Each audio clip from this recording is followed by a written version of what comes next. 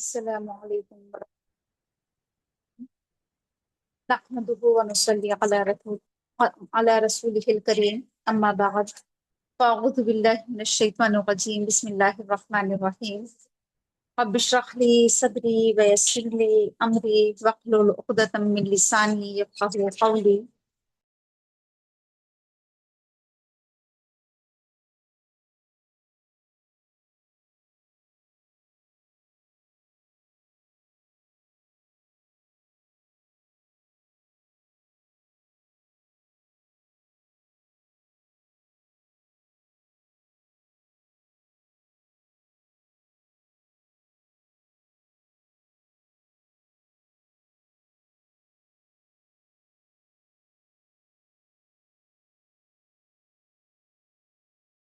من ثمرات متفاوتة وما تحمل من أنثى ولا تضع إلا بعلمه ويوم يناديهم أين شركائي قالوا آذناك ما منا من شهيد. اسی کی طرف لوٹایا جاتا ہے قیامت کا علم، اور جو کچھ بھی نکلتا ہے پھلوں کے شگوفوں میں سے، اور جو اٹھاتی ہے مادہ، اور جو جنتی ہے اللہ کے اللہ کے علم میں ہے. اور اس دن وہ پکارے گا لوگوں کو کہ کہاں گئے میرے شرکا، تو وہ کہیں گے کہ ہم عرض کر چکے ہیں کہ آج ہم میں سے کوئی گواہی دینے والا نہیں ہے. آیت کا مطلب یہ ہے کہ قیامت کا علم صرف اور صرف اللہ ہی کو ہے. قیامت کا علم اللہ ہی کی طرف راجع ہوتا ہے، اللہ ہی کی طرف لوٹتا ہے. اور اس کے ساتھ ساتھ پھلوں کے شگوفوں میں سے، پھلوں کا نکلنا شگوفوں میں سے، یہ بھی اللہ کے علم میں ہے. کسی مادہ کا حاملہ ہونا اور اس کا بچہ جننا، یہ بھی اللہ کے علم میں ہے. تو اللہ تعالیٰ تمام چیزوں کا جاننے والا ہے، تمام طرح کے علوم اللہ ہی کے پاس ہیں. قیامت کے دن اللہ تعالیٰ تمام لوگوں کو پکارے گا کہ میرے شرکا کہاں ہیں. تو جو مشرکین ہوں گے وہ جواب دیں گے کہ ہم تمہیں بتا چکے ہیں، ہم عرض کر چکے ہیں کہ آج ہم میں سے کوئی بھی اس بات کی گواہی دینے والا نہیں ہے. یعنی آج ہم گواہی نہیں دیں گے کہ یہ ہمارے شریک ہیں، یا ہم نے انہیں شریک بنایا تھا، اللہ کی خدائی میں شریک کیا تھا. آج ہم ہرگز بھی گواہی نہیں دیں گے. اور ان سے گم ہو جائیں گے وہ جنہیں وہ اس سے پہلے پکارتے تھے، اور وہ سمجھ لیں گے کہ اب کوئی جائے پناہ نہیں ہے. یعنی جنہیں یہ اللہ کے علاوہ دنیا میں پکارتے تھے، وہ کل آخرت میں انہیں نظر ہی نہیں آئیں گے. اور مشرکین کو اس بات کا اندازہ ہو جائے گا کہ اب کوئی بچنے کی جگہ نہیں ہے، اب کوئی جائے پناہ نہیں ہے. انسان خیر کی دعائیں مانگتے نہیں تھکتا ہے، بھلائی کی دعائیں مانگتے انسان تھکتا نہیں ہے. اور جب کسی انسان کو کوئی شر پہنچ جاتا ہے، کوئی نقصان، کوئی آفت، کوئی حادثہ، تو انسان بہت مایوس ہو جاتا ہے، دل شکستہ ہو جاتا ہے. اور اگر ہم لوگوں کو اپنے پاس سے رحمت کا مزہ چکھاتے ہیں تکلیف کے بعد، جو تکلیف بھی اسے چھو چکی ہے، کوئی بھی بیماری، پریشانی، کوئی اذیت کسی بھی طرح کی، اس کے بعد جب اللہ تعالیٰ رحمت عطا کرتا ہے، راحت عطا کرتا ہے، یعنی جب وہ برے حالات ختم ہو جاتے ہیں، اور سخت حالات کے ختم ہونے کے بعد جب حالات سازگار ہو جاتے ہیں، تو پھر انسان کہتا ہے کہ میں تو اسی کا مستحق ہوں. یعنی یہ تو مجھے ملنا ہی تھا، میں ہوں ہی اس کا مستحق، مجھے تو یہ ملنا ہی چاہیے تھا. یعنی انسان اکڑ دکھانے لگتا ہے، اور پھر کہنے لگتا ہے وہ کہ مجھے نہیں لگتا کہ قیامت کبھی واقع ہوگی، قیامت کبھی آئے گی۔ اور وہ کہتا ہے کہ اگر میں لوٹایا بھی گیا اپنے رب کی طرف تو بے شک میرے لیے تو اللہ کے پاس اچھائی ہی اچھائی ہے، بھلائی ہی بھلائی ہے۔ یعنی جس طرح سے آج دنیا میں میرے پاس نعمتیں نعمتیں ہیں اللہ تعالیٰ کی، کل آخرت میں بھی مجھے اللہ کی نعمتیں ہی نصیب ہوں گی۔ یعنی جس طرح سے آج میں دنیا میں مزے کر رہا ہوں، عیش و عشرت کی زندگی گزار رہا ہوں، کل آخرت میں بھی مجھے وہاں پر مزے حاصل ہوں گے، عیش و عشرت حاصل ہوگا۔ حالانکہ ہم کفر کرنے والوں کو بتا چکے ہیں، ہم کفر کرنے والوں کو بتائیں گے کہ وہ کیا عمل کر کے آئے ہیں۔ کل آخرت میں منکرین کو معلوم ہو جائے گا کہ ان کے اعمال کیا ہیں، ان کے کام کیا ہیں، اور ہم انہیں ضرور سخت عذاب کا مزہ چکھائیں گے۔ اور جب ہم کسی انسان پر اپنی نعمت نازل کرتے ہیں تو وہ انسان اعراض کرتا ہے، روگردانی کرتا ہے، منہ پھیر لیتا ہے، نعمتوں کے ملنے پر انسان اکڑ جاتا ہے، اس کی گردن اکڑ جاتی ہے، اور جب کسی انسان کو کچھ شر پہنچتا ہے تو پھر وہ بہت لمبی چوڑی دعائیں کرنا شروع کر دیتا ہے۔ اے نبی کہہ دو، تمہارا کیا خیال ہے اگر واقعی یہ قرآن اللہ کی طرف سے ہے اور پھر تم اس کا انکار کر رہے ہو، تو شخص سے بڑھ کر گمراہ کون ہوگا جو مخالفت میں دور تک نکل گیا ہو۔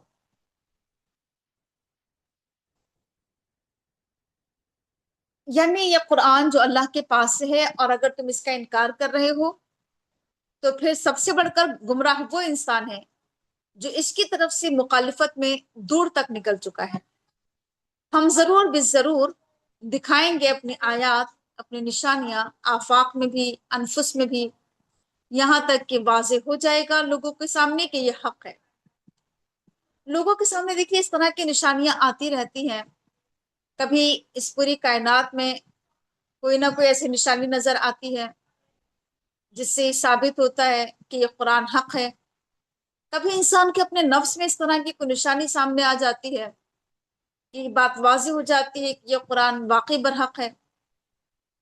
کیا یہ بات کافی نہیں ہے کہ تمہارا پروردگار ہر چیز پر گواہ ہے، شاہد ہے، دیکھ رہا ہے؟ اللہ تعالیٰ کافی ہے گواہ کے طور پر بھی، یعنی اللہ کی گواہی کافی ہے، اللہ تعالیٰ کا شاہد ہونا کافی ہے۔ خبردار، بے شک لوگ شک میں پڑے ہوئے ہیں اپنے رب کی ملاقات کی طرف سے، لوگوں کو شک ہے اللہ سے ملاقات کا۔ خبردار، بے شک اللہ تعالیٰ ہر چیز کو گھیرے ہوئے ہے، ہر چیز اللہ کے احاطے میں ہے۔ یہ تھی سورہ حامیم سجدہ، اس کے بعد یہ سورہ شورى۔ بسم اللہ الرحمن الرحیم۔ حامیم عین سین قاف۔ اسی طرح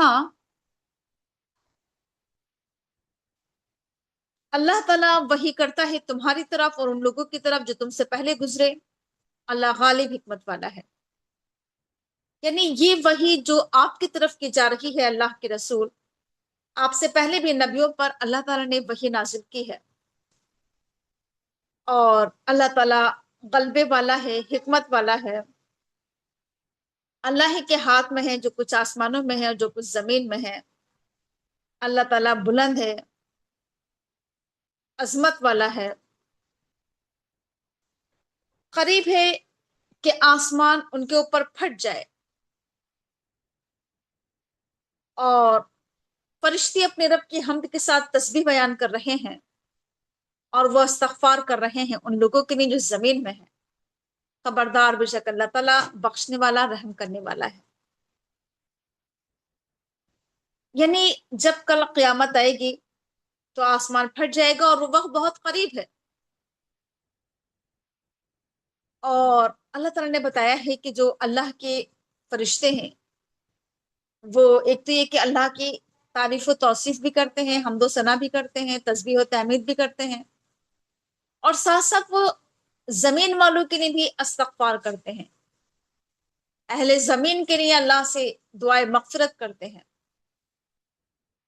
یہ ایک بہترین صفت ہے فرشتوں کی کہ اپنی دعاؤں میں وہ دوسروں کو شامل کرتے ہیں، دنیا کے لوگوں کو. تو ہمیں بھی چاہیے کہ ہم بھی نہ صرف کہ اپنے لیے دعا کریں بلکہ اپنی دعاؤں میں دوسروں کو بھی شامل رکھا کریں.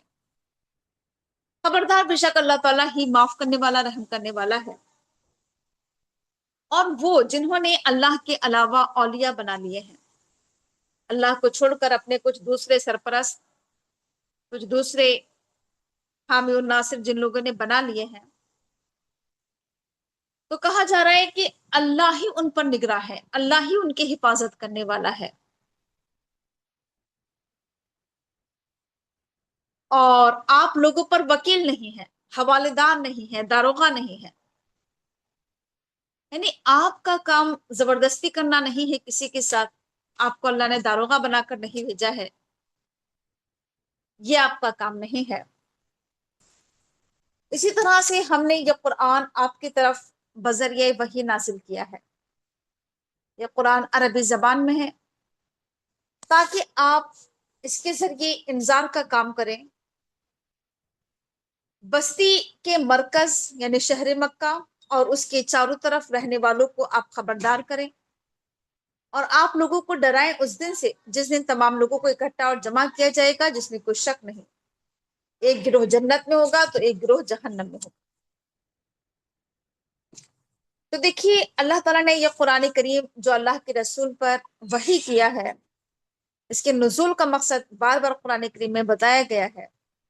یہ قرآن تمہارے پر اس لیے نازل کیا گیا ہے، ایک تو یہ کہ اللہ نے بتایا کہ قرآن عربی زبان میں ہے، تو آپ کو چاہیے کہ آپ لوگوں کو باخبر کریں، آپ لوگوں کو خبردار کریں، ڈرائیں.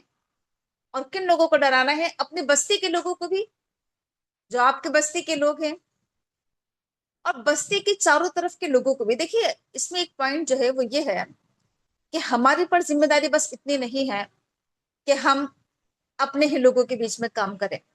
مثال کے طور پر ہم اپنے شہر میں کام کر رہے ہیں، کافی نہیں ہے، بلکہ ساتھ ساتھ ہمارے شہر کے چاروں طرف میں جو لوگ ہیں، آس پاس کے شہر ہیں، آس پاس کے دیہات ہیں، ہے نا، تو وہاں پر بھی کیا ہو، آپ اس یہ انذار کا کام آپ کیجئے ان کے بیچ میں بھی. اور آپ لوگوں کو قیامت سے ڈرائیے جس کے آنے میں کوئی شک نہیں.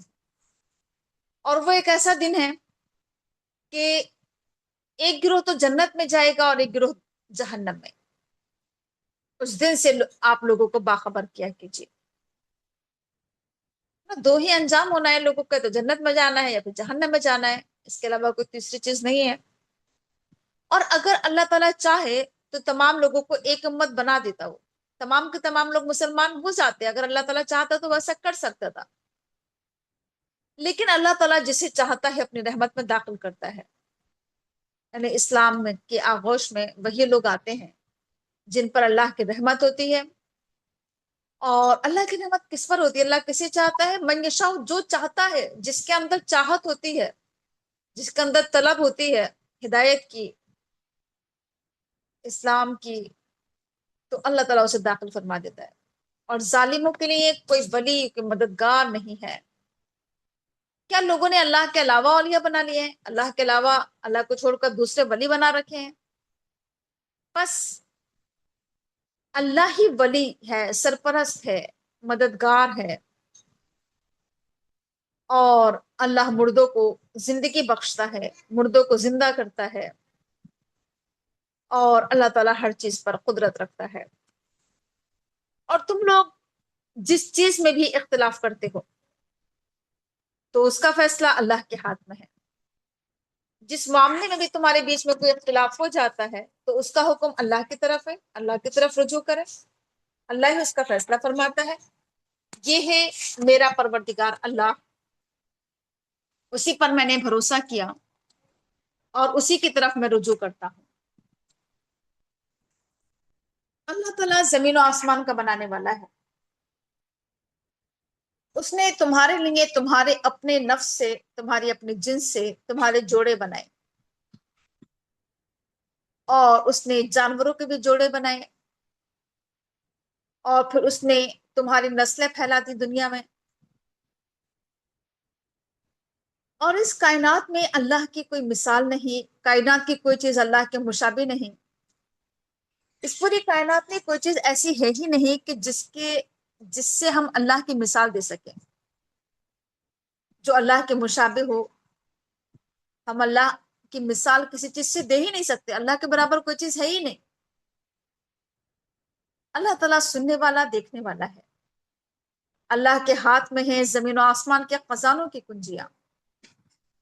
اللہ تعالیٰ جس کی نہیں چاہتا ہے رزق کشادہ کر دیتا ہے، اور جس کی نہیں چاہتا ہے رزق تنگ کر دیتا ہے۔ بے شک اللہ تعالیٰ ہر چیز کا جاننے والا ہے۔ اس نے تمہارے لیے دین کا وہی طریقہ مقرر کیا ہے جس کا حکم اس نے نوح علیہ السلام کو دیا تھا، اور جسے اب ہم تمہاری طرف وحی کے ذریعے بھیج رہے ہیں، اور جس کی ہدایت ہم نے ابراہیم، موسیٰ اور عیسیٰ کو کی تھی۔ دیکھیے، اس میں جو پہلا پوائنٹ ہے وہ یہ ہے کہ شارع اللہ تعالیٰ ہے، یعنی شریعت بنانے والا اللہ تعالیٰ ہے، قانون بنانے والا، اصول اور ضابطے بنانے والا اللہ تعالیٰ ہے۔ اللہ نے ہمارا قانون، ہماری شریعت، ہمارا ضابطہ بنایا ہے۔ اور دوسری چیز اس میں یہ ہے کہ شریعت کہتے ہیں دین کا طریقہ، دین پر چلنے کا راستہ یا طریقہ۔ تو دین پر چلنے کا طریقہ اللہ ہی کے پاس سے ہے۔ ہم اپنی مرضی سے کوئی راستہ یا کوئی طریقہ نہیں بنا سکتے کہ جیسے ہم چاہیں کر لیں دین کا کوئی بھی کام، بلکہ طریقہ بھی اللہ ہی نے بتایا ہے کہ کس طریقے سے چلنا ہے، کیسے کرنا ہے، کیا کرنا ہے۔ یہ سب کچھ اللہ ہی کے پاس سے ہے، اور شریعت اللہ ہی کے پاس سے آتی ہے۔ نوح علیہ السلام کے پاس بھی، اللہ کے رسول کے پاس، اس کے علاوہ ابراہیم، موسیٰ اور عیسیٰ کو بھی اللہ ہی نے طریقہ سکھایا تھا دین کا۔ تو اللہ کے پاس سے کیا شریعت آئی ہے، کیا طریقہ یا کیا راستہ بتایا گیا ہے، کہا جا رہا ہے، وہ یہ ہے کہ تم دین قائم کرو اور فرقہ پرستی نہ کرو۔ یہ اللہ کا حکم ہے، یہ وہی اللہ کے پاس سے آئی ہے۔ اقامتی دین کا یہاں پر حکم دیا جا رہا ہے کہ تمہیں دین قائم کرنا ہے تم سب کو۔ دیکھیے، یہاں پر یہ فعل امر ہے، اس میں حکم دیا جا رہا ہے، اور اللہ کا حکم کوئی معمولی حکم نہیں ہوتا ہے۔ اللہ کا حکم فرض کے دائرے میں ہوتا ہے۔ اس سے معلوم ہوا کہ اقامتی دین ایک فریضہ ہے۔ دنیا میں دین قائم کرنا، نافذ کرنا، امپلیمنٹ کرنا دین کا، یہ اللہ کی طرف سے ہمارے پر ایک فریضہ ہے۔ اور پھر جمع کے صیغے میں ہم سب شامل ہیں، اس میں مرد بھی، عورتیں بھی، ہر طرح کے لوگ، سب کی ذمہ داری ہے کہ سب مل کر دین کو قائم کرنے کی کوشش کریں۔ اور یہ کہ دین ہی کو قائم کرنا ہے نا، اسلام کو الگ الگ نہیں ہو جانا ہے، دین کے ٹکڑے ٹکڑے نہیں کرنا ہے، دین کو بانٹنا نہیں ہے، تقسیم نہیں کرنا ہے، فرقہ پرستی نہیں کرنا ہے، الگ الگ گروہ بندی نہیں کرنا ہے، گروہوں میں نہیں بٹ جانا ہے، منتشر نہیں ہونا ہے، بکھرنا نہیں ہے۔ اس میں اتحاد کی بھی دعوت دی جا رہی ہے کہ تم سب مل کر متحد اور متفق ہو کر دین کو قائم کرنے کی کوشش کرو، ایک پلیٹ فارم پر آ کر سب مل کر اقامت دین کا فریضہ انجام دو۔ اور یہ بات مشرکین پر بہت ہی گراں گزرتی ہے، جس طرف آپ انہیں بلاتے ہیں۔ یہ دعوت، یہ کام، یہ اقامت دین، یہ توحید کی دعوت، یہ سب کچھ مشرکین پر بہت گراں گزرتا ہے، بہت مشکل، بہت بھاری۔ وہ کراہیت محسوس کرتے ہیں اس سے۔ اللہ تعالیٰ تو اپنے لیے، اپنے بندوں میں سے جسے چاہتا ہے چن لیتا ہے اپنے کام کے لیے۔ اقامت دین کا فریضہ کون لوگ انجام دیں گے؟ وہ اللہ کے چنے ہوئے بندے ہوتے ہیں۔ اللہ جسے چاہتا ہے چنتا ہے، اسے اپنا کر لیتا ہے، اور پھر اسے ہدایت دیتا ہے، اسے راستہ دکھاتا ہے۔ کن لوگوں کو؟ جو اللہ کی طرف رجوع کرتے ہیں، جو اللہ کی طرف پلٹتے ہیں، جو اللہ سے توبہ اور استغفار کرتے ہیں، اللہ انہیں اپنی طرف آنے کا راستہ دکھاتا ہے۔ اللہ تعالیٰ ایسے لوگوں کو چن لیتا ہے، منتخب کر لیتا ہے۔ اور حال یہ ہے لوگوں کا کہ لوگ علم آ جانے کے بعد پھر فرقہ پرستی کرتے ہیں۔ حالانکہ اللہ کے پاس سے العلم آ چکا ہے، قرآن کریم کا علم آ چکا ہے، قرآن کریم کے علم کے آ جانے کے بعد بھی لوگ الگ الگ گروہوں میں بٹ گئے، لوگ منتشر ہو گئے، بکھر گئے، ٹوٹ گئے، فرقہ پرستی کی، گروہ بندی کی۔ کیوں کیا ایسا لوگوں نے؟ صرف اور صرف وہ لوگ نفرت میں، دشمنی میں، بغاوت میں، ایک دوسرے پر ظلم و زیادتی کرنے میں انہوں نے اپنے آپ کو الگ الگ کر لیا۔ تو اگر اللہ تعالیٰ کے پاس سے ایک کلمہ نہ فرما دیا گیا ہوتا، یعنی ایک مقرر وقت جو کہ اللہ تعالیٰ کے پاس سے پہلے سے مقرر ہے، عذاب کا یا قیامت کا وقت مقرر تک اللہ تعالیٰ فیصلہ ملتوی رکھے گا، ورنہ تو لوگوں کا قصہ ہی تمام کر دیا جاتا، لوگوں کا فیصلہ ہی چکا دیا جاتا۔ یعنی لوگ جس طرح سے بغاوت اور زیادتی کرتے ہیں، نفرت و دشمنی کرتے ہیں، ان لوگوں کا تو معاملہ چکا دیا جاتا، لیکن چونکہ اللہ کے پاس ایک مقرر وقت ہے، اس لیے اللہ تعالیٰ ان لوگوں کو ڈھیل دیے ہوئے ہے۔ اور وہ لوگ جو کتاب کے وارث بنائے گئے تھے، وہ اس کی طرف سے شک میں پڑے ہوئے ہیں، یعنی اہل کتاب، یا وہ لوگ جن لوگوں کو کتاب دی جا رہی ہے، کتاب ملنے کے باوجود بھی لوگ شک میں اور اضطراب میں پڑے ہوئے ہیں، تردد میں پڑے ہوئے ہیں۔ اس لیے اب آپ کی ذمہ داری یہ ہے اللہ کے رسول کہ اب آپ لوگوں کے بیچ میں دعوت کا فریضہ انجام دیجیے، دعوت دین کا فریضہ۔ آپ کو چاہیے کہ آپ لوگوں کو بلائیں، پکاریں، آواز دیں، دعوت دیں۔ دیکھیں یہاں پر بھی امر کا صیغہ ہے نا، کہ دعوت دینا آپ کی ذمہ داری ہے، آپ کا کام ہے، آپ پر ضروری ہے۔ اور پھر دعوت دینے کے ساتھ ساتھ یہاں پر یہ بتایا جا رہا ہے کہ دعوت و تبلیغ کا کام کرنا اتنا آسان نہیں ہے، یہ بہت ہی پرخطر راستہ ہے، بہت ہی مشکل راستہ ہے یہ۔ تو جب آپ دعوت کے میدان میں قدم رکھیں تو پوری استقامت کے ساتھ، ثابت قدمی کے ساتھ اس کام کو کیجیے گا، کیونکہ اس راستے میں بہت روڑے اٹکائے جائیں گے، بہت اذیتیں، تکلیفیں، پریشانیاں بہت آئیں گی، آزمائشیں آئیں گی۔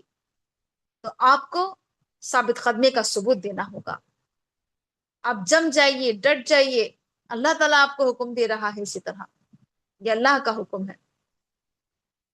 صرف اللہ کے رسول ہی کو اس میں اگرچہ مخاطب کیا جا رہا ہے، لیکن مخاطب ہم سب ہیں اس میں، کہ دعوت دین کا فریضہ انجام دینا ہے اور استقامت کے ساتھ، ثابت قدمی کے ساتھ اس کام کو کرنا ہے، ہٹ نہیں جانا ہے بیچ راستے سے، مڑنا نہیں ہے واپس، خواہ کتنی ہی مشکلات آئیں، خواہ کتنی ہی اذیتیں ملے، تکلیفیں ملیں، لیکن اس راستے سے منہ نہیں موڑنا ہے، پیٹ نہیں پھیرنا ہے۔ اور آگے کہا جا رہا ہے کہ آپ لوگوں کے خواہشات کی اتباع مت کیجیے۔ لوگوں کے خواہشات، لوگوں کی مرضی، آپ کو لوگوں کی مرضی پر نہیں چلنا ہے، ان کی بات نہیں ماننا ہے، ان کی پیروی نہیں کرنا ہے، انہیں فالو نہیں کرنا ہے۔ آپ کہہ دیجئے کہ میں تو ایمان لے آیا اس چیز پر جو اللہ نے نازل کی ہے کتاب، میں تو اس کتاب کو مانتا ہوں، اس کتاب پر ایمان رکھتا ہوں جو اللہ کی طرف سے نازل کی گئی ہے، یعنی قرآن کریم پر ایمان رکھتا ہوں۔ قرآن کریم پر ایمان لانے کے بعد پھر اب لوگوں کے خواہشات کے پیچھے نہیں چلنا ہے، اور آپ بتا دیجئے لوگوں کو کہ مجھے تو یہ حکم دیا گیا ہے کہ میں تمہارے درمیان عدل کروں، انصاف کروں۔ یہ اللہ کا حکم ہے، یہ قرآن کی تعلیم ہے کہ لوگوں کے بیچ میں عدل و انصاف کیا جائے، برابری کی جائے۔ اللہ ہمارا رب ہے، اللہ تمہارا رب ہے، ہمیں بھی پال رہا ہے، تمہیں بھی۔ ہم سب کا پروردگار، ہم سب کا پالنہار ایک ہی ہے، اور وہ ہے اللہ۔ ہمارے لیے ہمارے اعمال، تمہارے لیے تمہارے اعمال، کل آخرت میں ہمیں ہمارے اعمال فائدہ پہنچائیں گے، تمہیں تمہارے اعمال، ہمارے اعمال ہمارے کام آئیں گے، تمہارے اعمال تمہارے۔ کل آخرت میں کسی دوسرے کے اعمال کسی دوسرے کے کام نہیں آئیں گے۔ کہ ہماری نیکی کسی کے کام آئے یا ہمارے گناہ کسی پر ڈال دی جائے یا کسی اور کے گناہ ہم پر، نہیں، ہر ایک اپنے عمل کا ذمہ دار ہے. ہر ایک کو اپنے عمل کا ہی بدلہ ملے گا، خواہ وہ نیکی ہو یا بدی ہو. تو انسان کو چاہیے کہ وہ اپنے عمل پر توجہ دے، نہ کہ ہم دوسروں کے عمل پر نظر رکھیں کہ دوسرا کیا کر رہا ہے. اس کی بجائے اپنے عمل پر توجہ رکھیں کہ ہمارا عمل کیا ہے. بس ہمارے اور تمہارے درمیان کوئی جھگڑا نہیں، کوئی حجت نہیں. یعنی ہم تم سے کوئی بحث و مباحثہ نہیں کریں گے کہ ہم صحیح ہیں تم غلط ہو. ہم تم سے کوئی لڑائی جھگڑا بحث و مباحثہ کسی طرح کا نہیں کریں گے. ہمارے بیچ کوئی جھگڑا نہیں ہے اس وجہ سے کیونکہ کل آخرت میں ہمیں ہمارے اعمال کام دیں گے، تمہیں تمہارے. اور اللہ تعالیٰ کل آخرت میں ہم سب کو اکٹھا کرے گا. تم بھی اللہ کے سامنے حاضر ہوگے، ہم بھی. اللہ کی طرف واپسی ہے. اور وہ جو اللہ کے بارے میں بحث و مباحثے کرتے ہیں، جھگڑتے ہیں، بعد اس کے کہ اللہ کی دعوت پر انہوں نے لبیک کہہ دیا ہے، اس کے باوجود بھی اللہ کے معاملے میں جھگڑتے ہیں، ایسے لوگوں کی حجت بازی ان کے رب کے نزدیک باطل ہے، اور ان پر اللہ کا غضب ہے اور ان کے لیے سخت عذاب ہے. دیکھیے، جب ہم نے دعوت قبول کر لی ہے نا، اسلام لے آئے، ایمان لے آئے، اللہ کی دعوت پر ہم نے لبیک کہہ دیا، اب ایمان لانے کے بعد پھر اللہ کے بارے میں جھگڑنا، یعنی ایمان اور اسلام قبول کرنے کے بعد اللہ کے بارے میں جھگڑنا کیا ہے؟ کہ اللہ کے ساتھ شرک کرنا. تو اگر کوئی ایمان قبول کرنے کے بعد بھی اللہ کے بارے میں اگر کوئی جھگڑ رہا ہے، بحث کر رہا ہے، تو ایسے لوگوں کی بحث بازی، ایسے لوگوں کی حجت بازی اللہ کے نزدیک باطل ہے. ایسے لوگوں پر اللہ کا غضب ہوتا ہے، اور ایسے لوگ اللہ کے سخت عذاب کے مستحق ہوتے ہیں. اللہ کی ذات وہ ذات ہے جس نے کتاب اتاری حق کے ساتھ اور میزان نازل کیے. دیکھیے، یہ اللہ کے رب ہونے کی دلیل ہے کہ اللہ نے کتاب کو نازل کیا ہے. کتاب کا نازل کرنا یہ اللہ کے معبود ہونے کی دلیل ہے. تو اللہ نے کتاب اتاری ہے، اور یہ کتاب حق اور سچائی لے کر آئی ہے.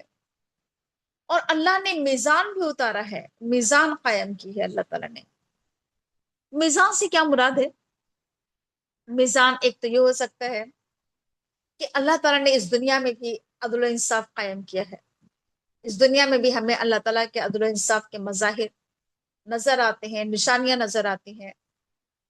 اس پوری دنیا میں ایک بیلنس پایا جا رہا ہے، اعتدال، میزان، ہر چیز میں برابری نظر آتی ہے. اور یہ کہ اللہ تعالیٰ نے ہمیں ایک کسوٹی بھی عطا کی ہے. اگر دیکھا جائے، اگر ہم میزان کو کسوٹی کے معنی میں لیں، یعنی جانچنے پرکھنے کا ایک ذریعہ جس پر رکھ کر ہر چیز کو جانچا جائے، تولا جائے. اب چونکہ یہاں پر قرآن کی بات چل رہی تھی کہ اللہ تعالیٰ نے قرآن نازل کیا. قرآن اصل میں حق اور باطل کو جانچنے کی ایک کسوٹی ہے، ایک معیار ہے، ایک کرائٹیریا ہے. دیکھیے، قرآن کے ذریعے ہم یہ اچھی طرح سے جانچ سکتے ہیں کہ کیا چیز صحیح ہے، کیا غلط ہے، جائز اور ناجائز، حرام اور حلال کو پرکھنے کی کسوٹی قرآن کریم ہے. جب بھی ہم کسی معاملے میں کسی شک اور شبے کا شکار ہو جایا کریں کہ ہم کیا کریں، کیا نہ کریں، کیا صحیح ہے، کیا غلط ہے، ایسے موقع پر ہم قرآن کو اپنا معیار، اپنی کسوٹی، کرائٹیریا سمجھیں، بنائیں، اور قرآن سے اس مسئلے کا حل نکالیں. کیونکہ قرآن تمام طرح کے مسائل کا حل ہے، تمام اختلافات کو ختم کر دینے والی کتاب ہی ہے. تو یہ اللہ تعالیٰ کی بڑی مہربانی ہے ہمارے پر کہ اللہ تعالیٰ نے ہمیں قرآن کریم جیسی نعمت عطا فرما دی ہے. ٹھیک، آگے کہا جا رہا ہے، اور تمہیں کیا خبر کہ شاید کہ قیامت قریب ہی ہو سکتا ہے کہ قیامت کی گھڑی بہت قریب آ لگی ہو. اور قیامت کے لیے جلدی کون لوگ مچاتے ہیں؟ وہ جلدی مچا رہے ہیں جو اس پر ایمان بھی نہیں رکھتے ہیں، اسے مانتے بھی نہیں ہیں قیامت کو، اور کہتے ہیں کہ لے آؤ جلدی عذاب، کیوں نہیں آ جاتے قیامت. اور جو ایمان لے کر آتے ہیں، جو مومن ہیں، در حقیقت مومن تو وہی ہیں جو قیامت سے ڈرتے ہیں، کانپتے ہیں، ڈرتے ہیں، اور وہ جانتے ہیں، وہ علم رکھتے ہیں کہ یہ حق ہے، برحق ہے، قیامت آنے والی ہے، سچی ہے. خبردار، بے شک لوگ قیامت کے بارے میں شک اور شبے کا شکار ہیں. ایسے لوگ کھلی گمراہی میں ہیں، بہت دور کی گمراہی میں ہیں۔ اللہ تعالیٰ اپنے بندوں پر مہربان ہے، وہ جسے چاہتا ہے رزق دیتا ہے، وہ قوی ہے، وہ غالب ہے۔ جو لوگ صرف دنیا کی کھیتی جو لوگ آخرت کی کھیتی چاہتے ہیں، تو پھر ہم اسے اس کی کھیتی کو ہم بڑھا دیتے ہیں، اور جو صرف دنیا کی کھیتی چاہتے ہیں تو ہم اسے دنیا کی کھیتی دے دیتے ہیں، اور آخرت میں اس کا کوئی حصہ نہیں۔ اللہ تعالیٰ نے اس بات کو قرآن کریم میں بارہا بیان کیا ہے کہ اگر تم آخرت چاہو گے تو تمہیں بڑھا چڑھا کر اجر و ثواب دیا جائے گا، دنیا میں بھی آخرت میں بھی۔ لیکن اگر تمہاری نظر صرف دنیا پر ہوگی، تم صرف دنیا کا ہی بدلہ چاہو گے کہ مجھے میری نیکیوں کا بدلہ صرف دنیا میں مل جائے، لوگ میری تعریف کریں، لوگ میری قدر کریں، عزت کریں، میرا نام ہو، میری شہرت ہو، اگر تم دنیا میں بدلہ چاہتے ہو تو ہم تمہیں دنیا میں بدلہ دے دیں گے۔ یا تم صرف دنیا کمانا چاہتے ہو کہ بس دنیا میں کیا ہو جائے کہ میرے پاس مال و دولت آ جائے، اس کا معاوضہ اور یہ مجھے اس کا دنیا میں ہی اجرت مل جائے، تو مل جائے گا، اللہ تعالیٰ دے دے گا، لیکن پھر آخرت میں اس کا کوئی حصہ نہیں ہوگا، آخرت میں وہ خالی ہاتھ رہ جائے گا۔ اس لیے ضرورت اس بات کی ہے کہ ہماری نظر آخرت پر رہے، ہم کوئی بھی کام کریں تو آخرت کو پیش نظر رکھیں، آخرت کے لیے کام کریں۔ کیا لوگوں نے کچھ اللہ کے شریک بنا رکھے ہیں اللہ کے ساتھ، شرکا؟ تو کہا جا رہا ہے کہ کیا جو شرکا ہیں جنہیں لوگ اللہ کا شریک سمجھتے ہیں، کیا انہوں نے کوئی دین کا کوئی طریقہ شرع کیا، بنایا، وضع کیا، جس کے بارے میں اللہ تعالیٰ نے اذن بھی نہیں دیا ہے، حکم بھی نہیں دیا ہے؟ یعنی دیکھیے، اللہ کے معبود ہونے کی جو دلیل ہے وہ یہ بھی ہے کہ اللہ شارع ہے، اللہ قانون بنانے والا ہے، اللہ شریعت بنانے والا ہے۔ اب جو جھوٹے خدا ہیں، جو باطل معبود ہیں، کیا یہ لوگ دین وضع کرتے ہیں، بناتے ہیں؟ کیا انہوں نے دین کا کوئی طریقہ، کوئی راستہ، کوئی اصول، کوئی ضابطہ، کوئی قانون کچھ بنایا ہے؟ جب انہوں نے کوئی شریعت ہی نہیں بنائی اور اللہ تعالیٰ نے اس کا حکم بھی نہیں دیا، اجازت بھی نہیں دی ہے کسی کو، تو آخر کوئی کیسے خدا کا شریک ہو سکتا ہے؟ اور اگر اللہ کی طرف سے فیصلے کا کلمہ نہ ہوتا تب تو لوگوں کا فیصلہ چکا دیا جاتا، اور ظالموں کے لیے دردناک عذاب۔ تم دیکھو گے ظالموں کو، گناہگاروں کو، کہ وہ اپنے اعمال کی وجہ سے ڈر رہے ہوں گے۔ دیکھیے، انہیں خوب اچھی طرح سے معلوم ہوگا ظالموں کو کہ ان کے اعمال کیا ہے، وہ ڈر رہے ہوں گے اپنے اعمال سے، لیکن وہ اعمال ان پر واقع ہو کر رہیں گے، سامنے آئیں گے، وہ تو ان کے اعمال بھی سامنے آئیں گے، ان کے گناہ بھی سامنے آئیں گے، سب کچھ واقع ہو جائے گا۔ اور وہ جو ایمان لے کر آتے ہیں اور جو اچھے کام کرتے ہیں، وہ جنت کی کیاریوں میں ہوں گے، جنت کے گلشن میں، گلستہ میں ہوں گے۔ ان کے لیے جنت میں وہ کچھ ہوگا جو وہ چاہیں گے، ان کے رب کے پاس جس کی وہ خواہش کریں گے، چاہت کریں گے، وہ سب کچھ وہ رب کے پاس پائیں گے۔ یہ اللہ تعالیٰ کا بہت بڑا فضل ہے، جنت۔ اور اسی چیز کی خوشخبری اللہ تعالیٰ دیتا ہے اپنے بندوں کو۔ اللہ کے بندے وہ ہیں جو ایمان لے کر آتے ہیں اور جو اچھے کام کرتے ہیں، اللہ تعالیٰ انہیں جنت کی خوشخبری دیتا ہے۔ اے نبی، آپ کہہ دیجئے لوگوں سے کہ اس کام پر، یعنی دعوت و تبلیغ کے کام پر، میں تم سے کوئی بدلہ نہیں چاہتا ہوں، میں تم سے کوئی اجرت یا اجر نہیں چاہتا ہوں۔ میں تو بس یہ چاہتا ہوں کہ قرابت کی جو محبت ہے وہ باقی رہے، یعنی ہمارا اور تمہارا جو رشتہ ہے، جو قرابت ہے، جو محبت ہے، وہ باقی رہے۔ یعنی کم از کم تم قرابت کو تو پاس و لحاظ رکھو، رشتہ داری کا تو کوئی پاس و لحاظ رکھو، کوئی تو محبت قائم رکھو۔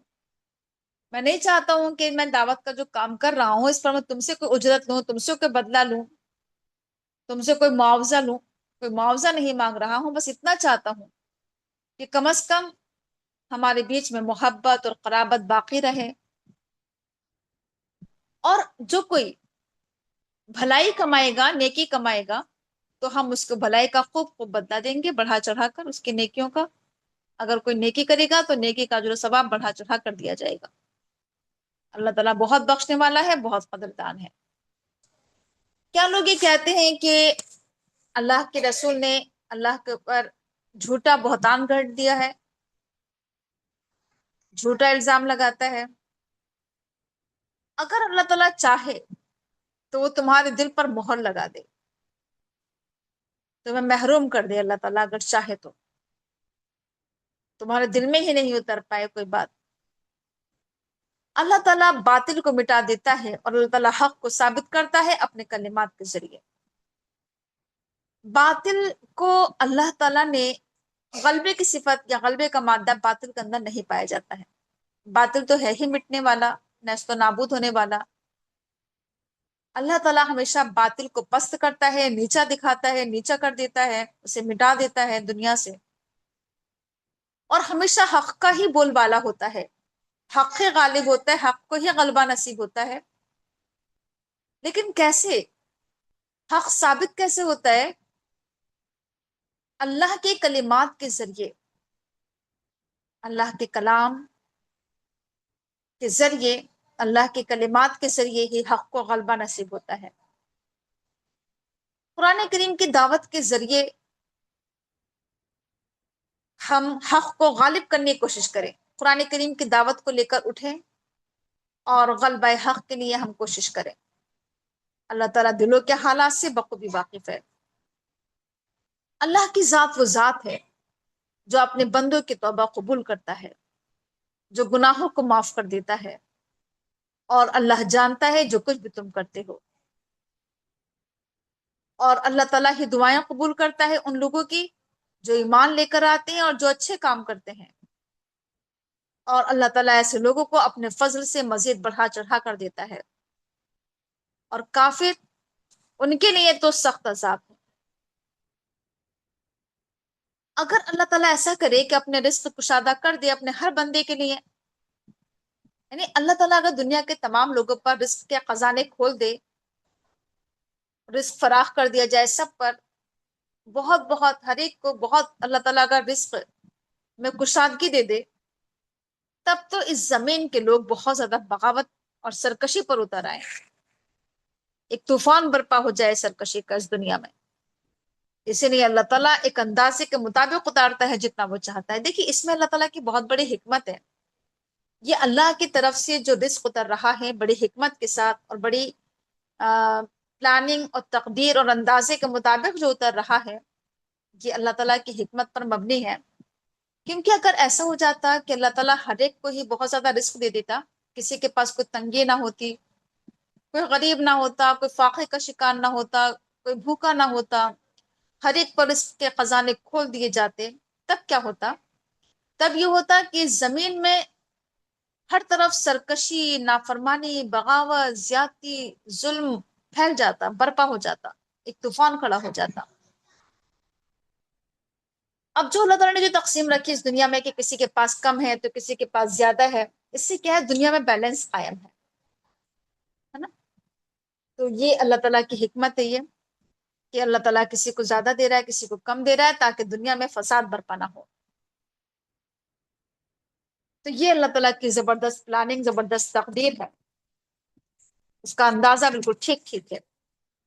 اللہ تعالیٰ اپنے بندوں کی خبر رکھنے والا ہے، اپنے بندوں کو دیکھنے والا ہے۔ اللہ کی ذات وہ ذات ہے جو بارش نازل فرماتا ہے۔ حالانکہ جب لوگ بالکل مایوس ہو جاتے ہیں، مایوسی کا شکار ہونے لگتے ہیں بارش کی طرف سے، تو اللہ تعالیٰ بارش نازل فرما دیتا ہے اور چاروں طرف اپنی رحمت پھیلا دیتا ہے۔ یعنی بارش اللہ تعالیٰ کی بہت بڑی رحمت ہے۔ یہ اللہ تعالیٰ ہی ولی ہے، قابل تعریف ہے۔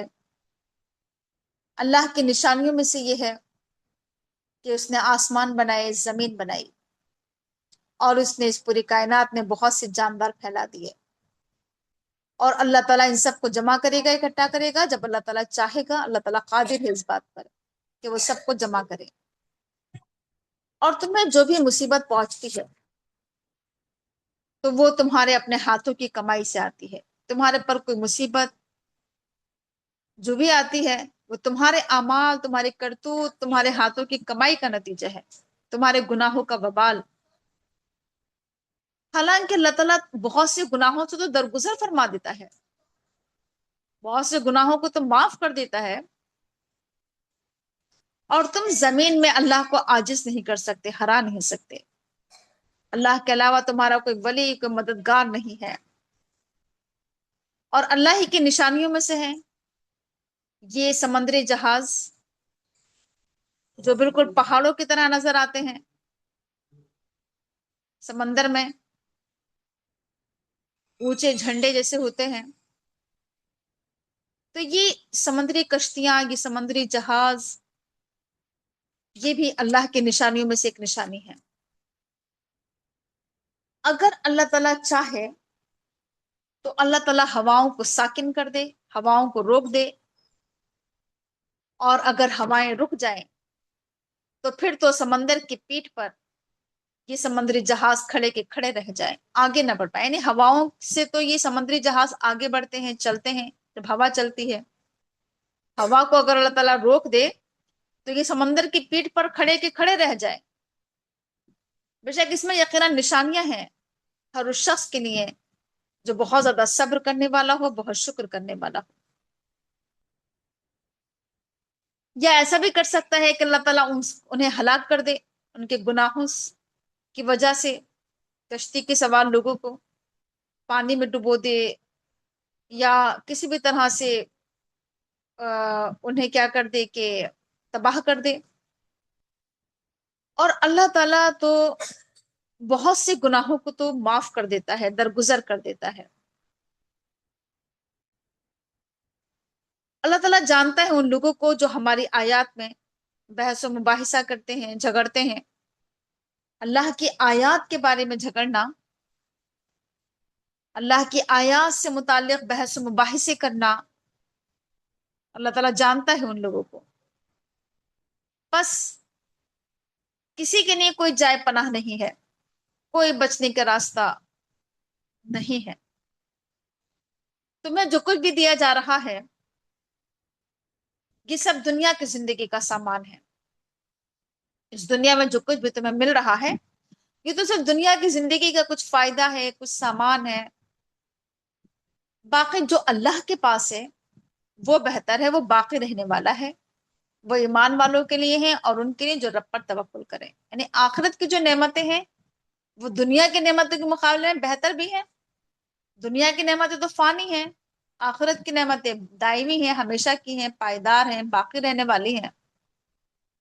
لیکن کن لوگوں کو ملیں گے آخرت کی نعمتیں؟ ان لوگوں کو جو ایمان لے کر آتے ہیں، جو مومن ہیں، اور وہ لوگ جو رب پر ہی بھروسہ کرتے ہیں۔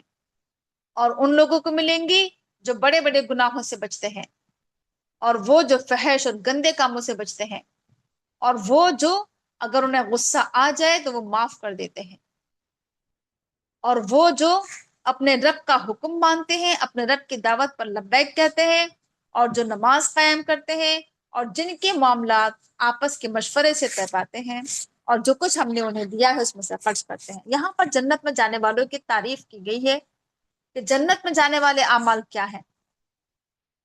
تو پہلے بتایا گیا ہے کہ سب سے پہلے تو ایمان ضروری ہے، اس کے بعد رب پر توکل، یقین، بھروسہ، اور پھر اس کے بعد بڑے گناہوں سے بچنا، فحاشی سے بچنا یعنی زنا سے اور بے حیائی سے بچنا، غصے کی حالت میں لوگوں کو معاف کر دینا، درگزر کر دینا غصہ آنے پر، اور اپنے رب کے حکم کی اطاعت کرنا، ماننا، قبول کرنا، نماز قائم کرنا، اور آپس کے معاملات باہم مشورے سے طے کرنا۔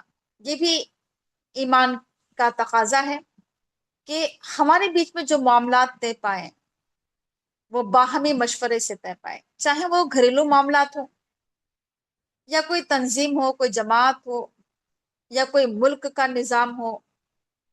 تو ہونا کیا چاہیے کہ لوگوں کے مشورہ اس میں شامل ہونا چاہیے، باہمی مشاورت ہونا چاہیے، شورا ہونا چاہیے، اور شورا کے تحت ہی یعنی مشورے کے تحت ہی معاملات چلائے جائیں اور اللہ کے رزق سے خرچ کیا جائے۔ اور مزید جنت میں جانے والوں کی تعریف کی جا رہی ہے کہ جب ان پر کوئی زیادتی کرے تو پھر وہ اس کا مقابلہ کرتے ہیں، انتقام لیتے ہیں، بدلہ لیتے ہیں۔ یعنی اگر ان پر کوئی حملہ کرے، ان کے مسلمانوں پر کرے، کوئی دین پر حملہ کرے، کسی بھی طرح کی کوئی زیادتی کرے اگر، تو ایسے لوگوں سے دفاع کرنا، انتقام لینا، بدلہ لینا، جنگ کرنا۔ اور آگے کہا جا رہا ہے کہ برائی کا بدلہ برائی ہی ہے۔ ایک تو یہ کہ اس میں کہا جا رہا ہے کہ اگر کوئی گناہ کرے گا، کہ وہ غلطی کرے گا، تو گناہوں کا بدلہ تو ظاہر سی بات ہے کہ برا ہی ہوگا، اس کی سزا۔ اور کہا جا رہا ہے کہ اس میں یہ بھی ہے کہ اگر کوئی ہم پر حملہ آور ہو رہا ہے، حملہ کر رہا ہے، کوئی جنگ کر رہا ہے، کوئی غلط کر رہا ہے، ظلم و زیادتی کر رہا ہے، تو اس کا بدلہ لیا جا سکتا ہے، ویسے ہی اس سے بدلہ لیا جائے گا جیسے وہ زیادتی کرے گا۔ لیکن اگر کوئی معاف کر دے، اسے درگزر سے کام لے اور اس کی اصلاح کرے، تو پھر ایسے لوگوں کا اجر اللہ کے اوپر ہے، اللہ کے ذمہ ہے اس کا اجر۔ اللہ تعالیٰ ظالموں کو پسند نہیں کرتا ہے۔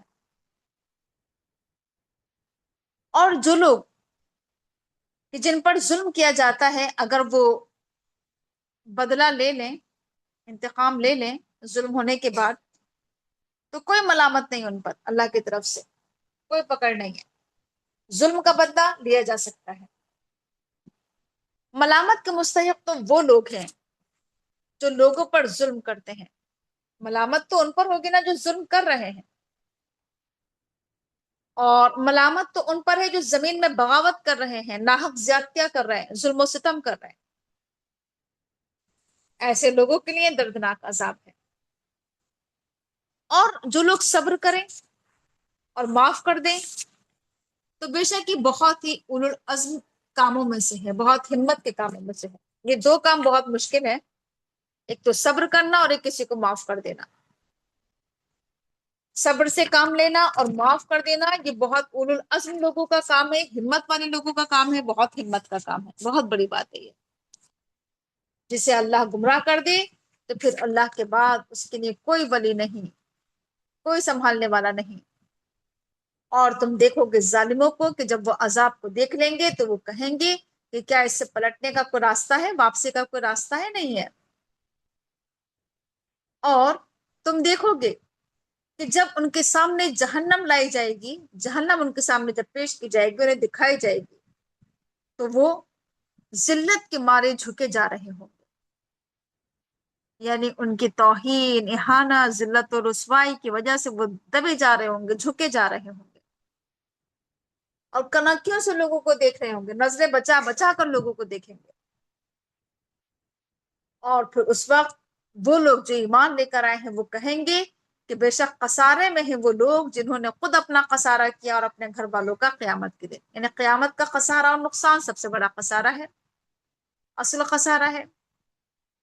تو جس نے قیامت کے دن اپنا نقصان کیا، اپنے گھر والوں کا نقصان کیا، یقیناً وہ خسارے میں ہے۔ خبردار، بے شک ظالم ہمیشہ کے عذاب میں ہوں گے، مستقل عذاب میں ہوں گے، اور لوگوں کے لیے کوئی حامی اور کوئی سرپرست نہیں ہے جو اللہ کے مقابلے میں ان کی مدد کو آئے۔ اللہ کے علاوہ کوئی بھی ولی، سرپرست، حامی و ناصر نہیں ہے جو اللہ کو چھوڑ کر لوگوں کی مدد کرے۔ جسے اللہ گمراہ کر دے تو پھر اس کے لیے کوئی راستہ نہیں۔ آگے حکم یہ دیا جا رہا ہے کہ تم سب رب کی دعوت پر لبیک کہو، رب کی بات مان لو، رب کا حکم مان لو، قبل اس کے کہ تمہارے پر وہ دن آئے کہ جس سے پلٹنے کا کوئی راستہ نہیں ہوگا، اللہ سے بچنے کا کوئی راستہ نہیں ہوگا۔ اس سے پہلے پہلے تم دعوت پر لبیک کہو، اور تمہارے لیے کوئی بھی جائے پناہ نہیں ہے اس دن، کل آخرت میں، اور تمہارے لیے تمہارے حال کو بدلنے والا کوئی نہیں ہوگا۔ کل آخرت میں نہ تمہارے کوئی حال بدل پائے گا، نہ تمہیں کوئی جائے پناہ مل پائے گی۔ تو اگر یہ لوگ اعراض کر رہے ہیں تو اللہ کے رسول، ہم نے تو آپ پر انہیں محافظ بنا کر نہیں بھیجا ہے۔ اگر وہ نہیں مان رہے، نہیں قبول کر رہے ہیں، تو آپ کی ذمہ داری نہیں ہے، آپ ان پر محافظ یا نگراں نہیں ہے، آپ نگہبان نہیں ہے ان کے۔ آپ کا کام تو صرف تبلیغ کرنا ہے، صرف پہنچانا ذمہ داری ہے آپ کی۔ اور بے شک جب ہم کسی انسان کو اپنے پاس سے رحمت کا مزہ چکھاتے ہیں تو وہ خوشی سے پھولے نہیں سماتا، وہ پھول جاتا ہے اس پر، اور جب اس پر کوئی مصیبت آتی ہے اس کی ہی اپنے اعمال کی وجہ سے، تو پھر انسان بڑے ناشکری کی باتیں کرتا ہے، ناشکرا ہو جاتا ہے۔ اللہ ہی کے ہاتھ میں ہے زمین و آسمان کی بادشاہی، اللہ جو چاہتا ہے پیدا کرتا ہے، وہ جسے چاہتا ہے بیٹیاں عطا کرتا ہے، جسے چاہتا ہے بیٹے عطا کرتا ہے، اور جسے چاہتا ہے بیٹے اور بیٹیاں دونوں عطا کرتا ہے، اور جسے چاہتا ہے بانجھ بنا دیتا ہے۔ اللہ تعالیٰ علم رکھنے والا، قدرت رکھنے والا ہے، اور یہ بھی تقسیم اللہ تعالیٰ کی حکمت پر مبنی ہے۔ اللہ ہی بہتر جانتا ہے کہ کنہیں اولاد دینا ہے، کنہیں بیٹے دینا ہے، کنہیں بیٹیاں، کنہیں دونوں دینا ہے، اسے نہیں دینا ہے۔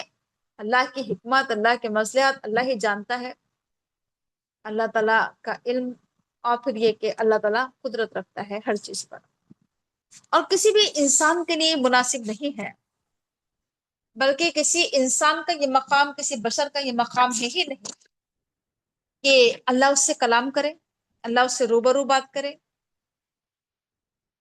اللہ تعالیٰ کسی انسان سے کلام نہیں کرتا ہے، مگر یہ کہ اللہ تعالیٰ وحی نازل فرماتا ہے، یا پھر پردے کے پیچھے سے بات کرتا ہے، یا پھر وہ اپنا کوئی فرشتہ بھیجتا ہے، تو وہ اللہ کے حکم سے جو وہ چاہتا ہے اس پر وحی کرتا ہے۔ بے شک اللہ تعالیٰ بلند ہے، حکمت والا ہے۔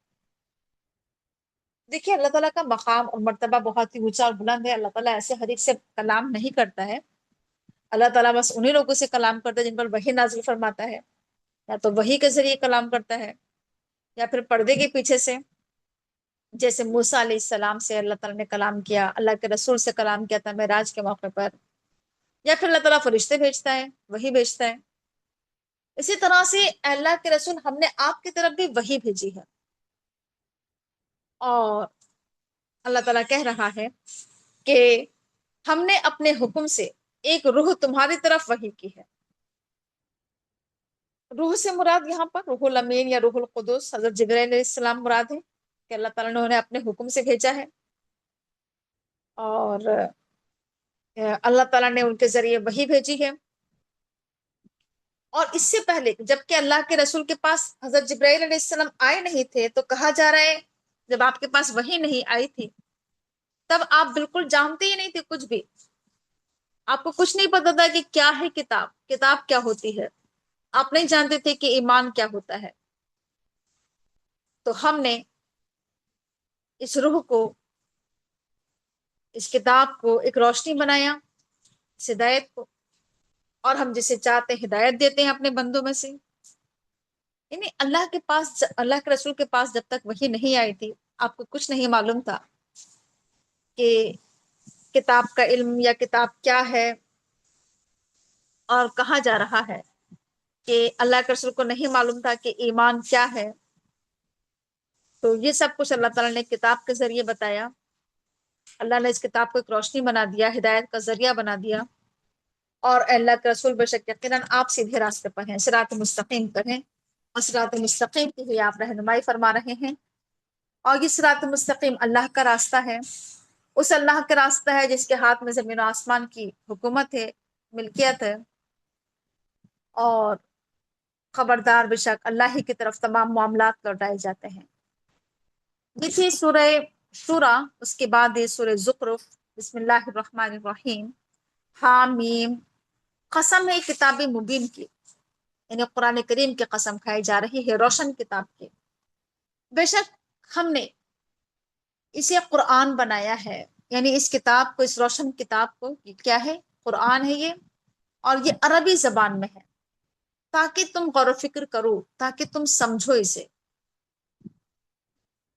تو دیکھیے اسی بات سامنے آئی ہے کہ قرآن کریم پر یہاں پر سمجھنے کی دعوت دی جا رہی ہے، غور و فکر کرنے کی، کہ اللہ نے عربی زبان میں قرآن اتارا ہے، اب تمہارا کام یہ ہے کہ تم اس پر غور و فکر کرو، اس پر اپنی عقل لگاؤ، عقل دوڑاؤ، غور و فکر سے کام لو، سمجھو، تدبر کرو۔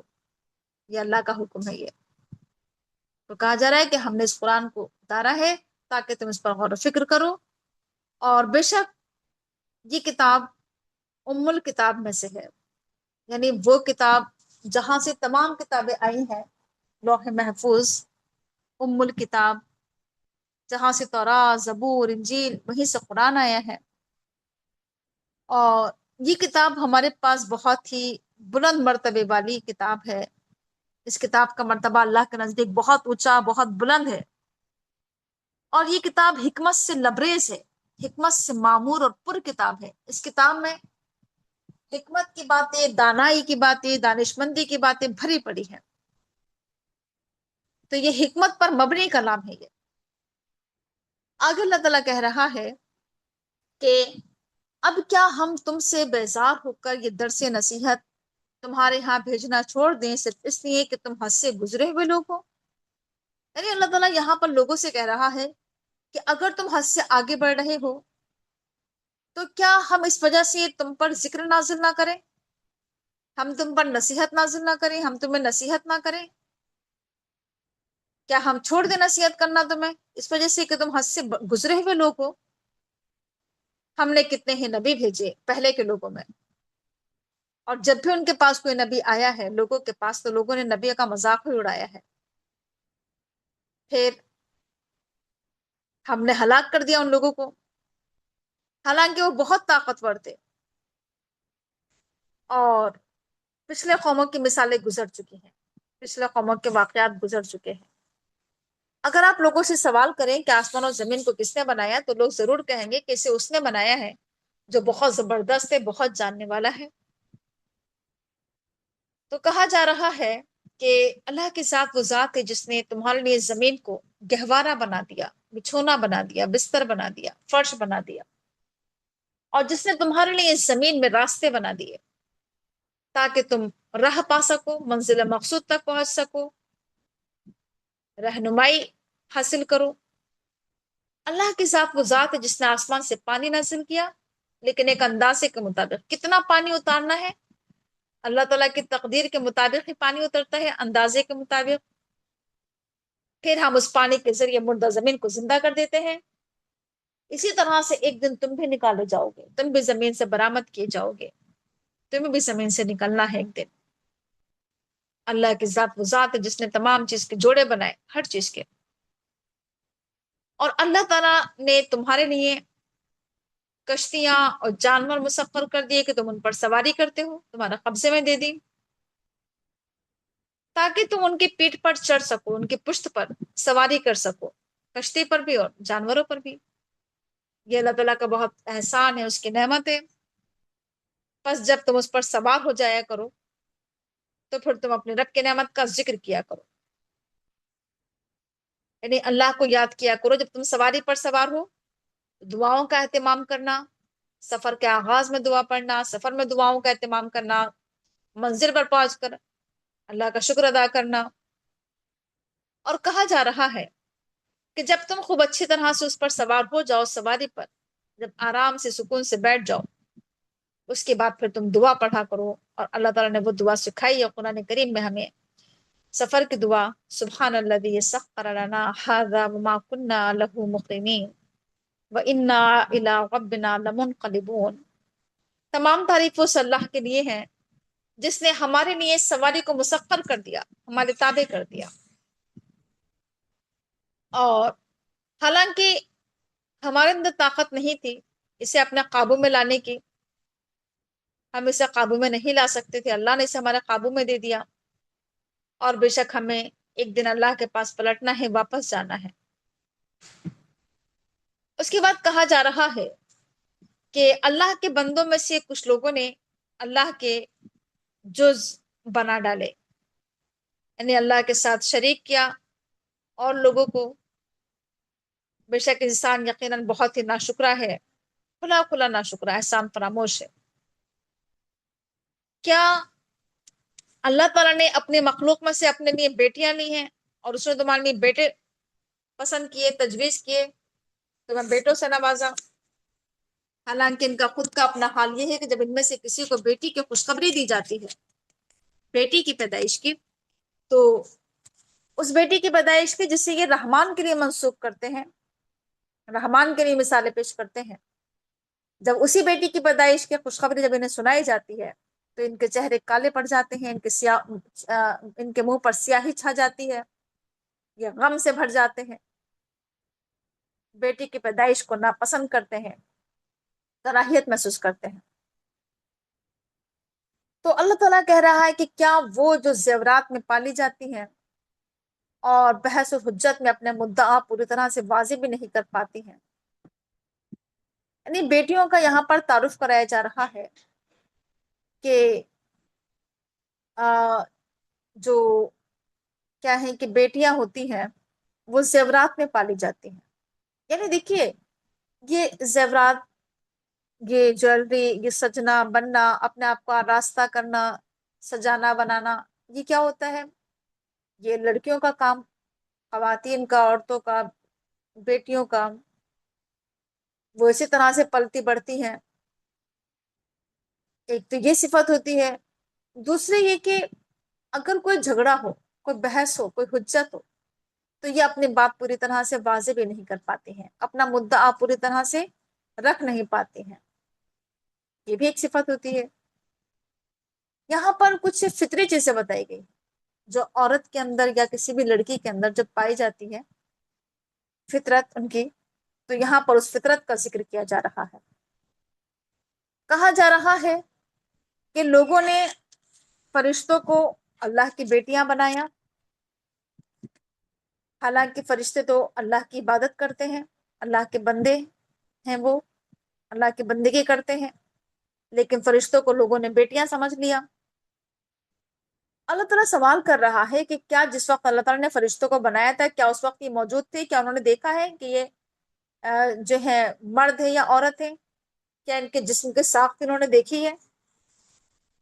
بس ہم سب کچھ لکھا جا رہا ہے، ان کی تمام گواہی، یعنی جو کچھ بھی یہ لوگ بولتے ہیں، کہتے ہیں، گواہی دیتے ہیں، سب کچھ لکھا جا رہا ہے۔ اور کل آخرت میں لوگوں کی باسپٹ ہونا ہے، لوگوں کو اللہ کے سامنے جا کر جواب دینا ہوگا۔ لوگ کہتے ہیں کہ اگر رحمان چاہتا تو ہم کبھی بھی ان کی عبادت نہ کرتے، ان جھوٹے خداؤں کی۔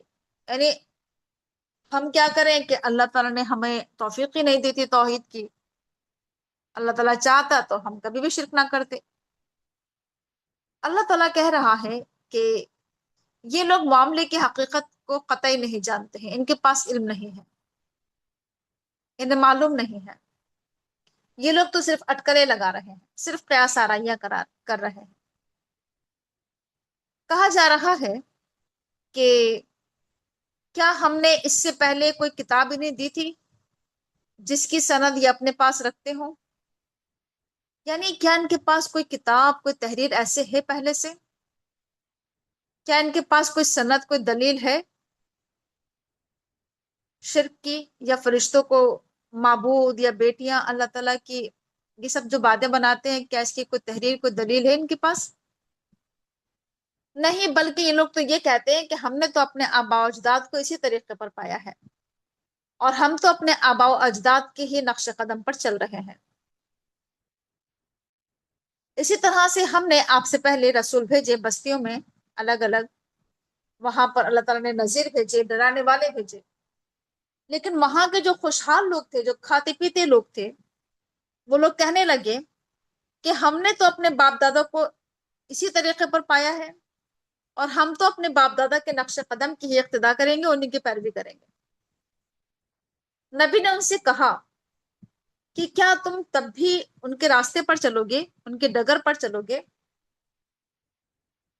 جبکہ میں تمہیں راستہ دکھا رہا ہوں، اس راستے سے زیادہ صحیح راستہ جس پر تم نے اپنے باپ دادوں کو پایا تھا، اس سے بھی زیادہ صحیح راستہ میں تمہیں بتا رہا ہوں، تو کیا تم تب بھی اپنے باپ دادا کے طریقوں پر چلو گے؟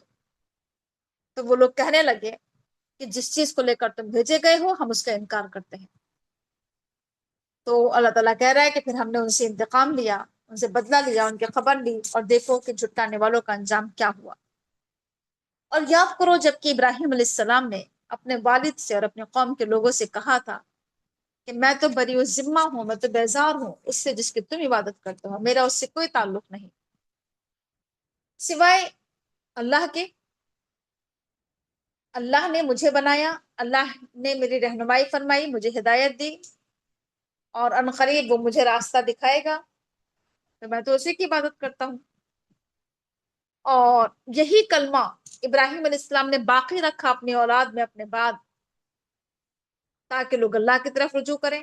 یعنی یہی کلمہ توحید ابراہیم علیہ السلام نے اپنے بعد کے نسلوں میں بھی جاری و ساری رکھا، وہ چھوڑ کر گئے اپنی اولاد و نسلوں میں۔ دیکھیے بڑا اچھی بات ہے یہ کہ ہم نہ صرف یہ کہ توحید پر چلیں، بلکہ توحید کو ہم چھوڑ کر جائیں اپنی اولاد و نسلوں میں، کہ ہمارے بعد ہماری اولاد و نسلیں بھی توحید پر قائم رہیں۔ یہ چیز ہمیں کیا رکھنا ہے؟ باقی رکھنا ہے، کہ لوگ اللہ ہی کی طرف رجوع کریں۔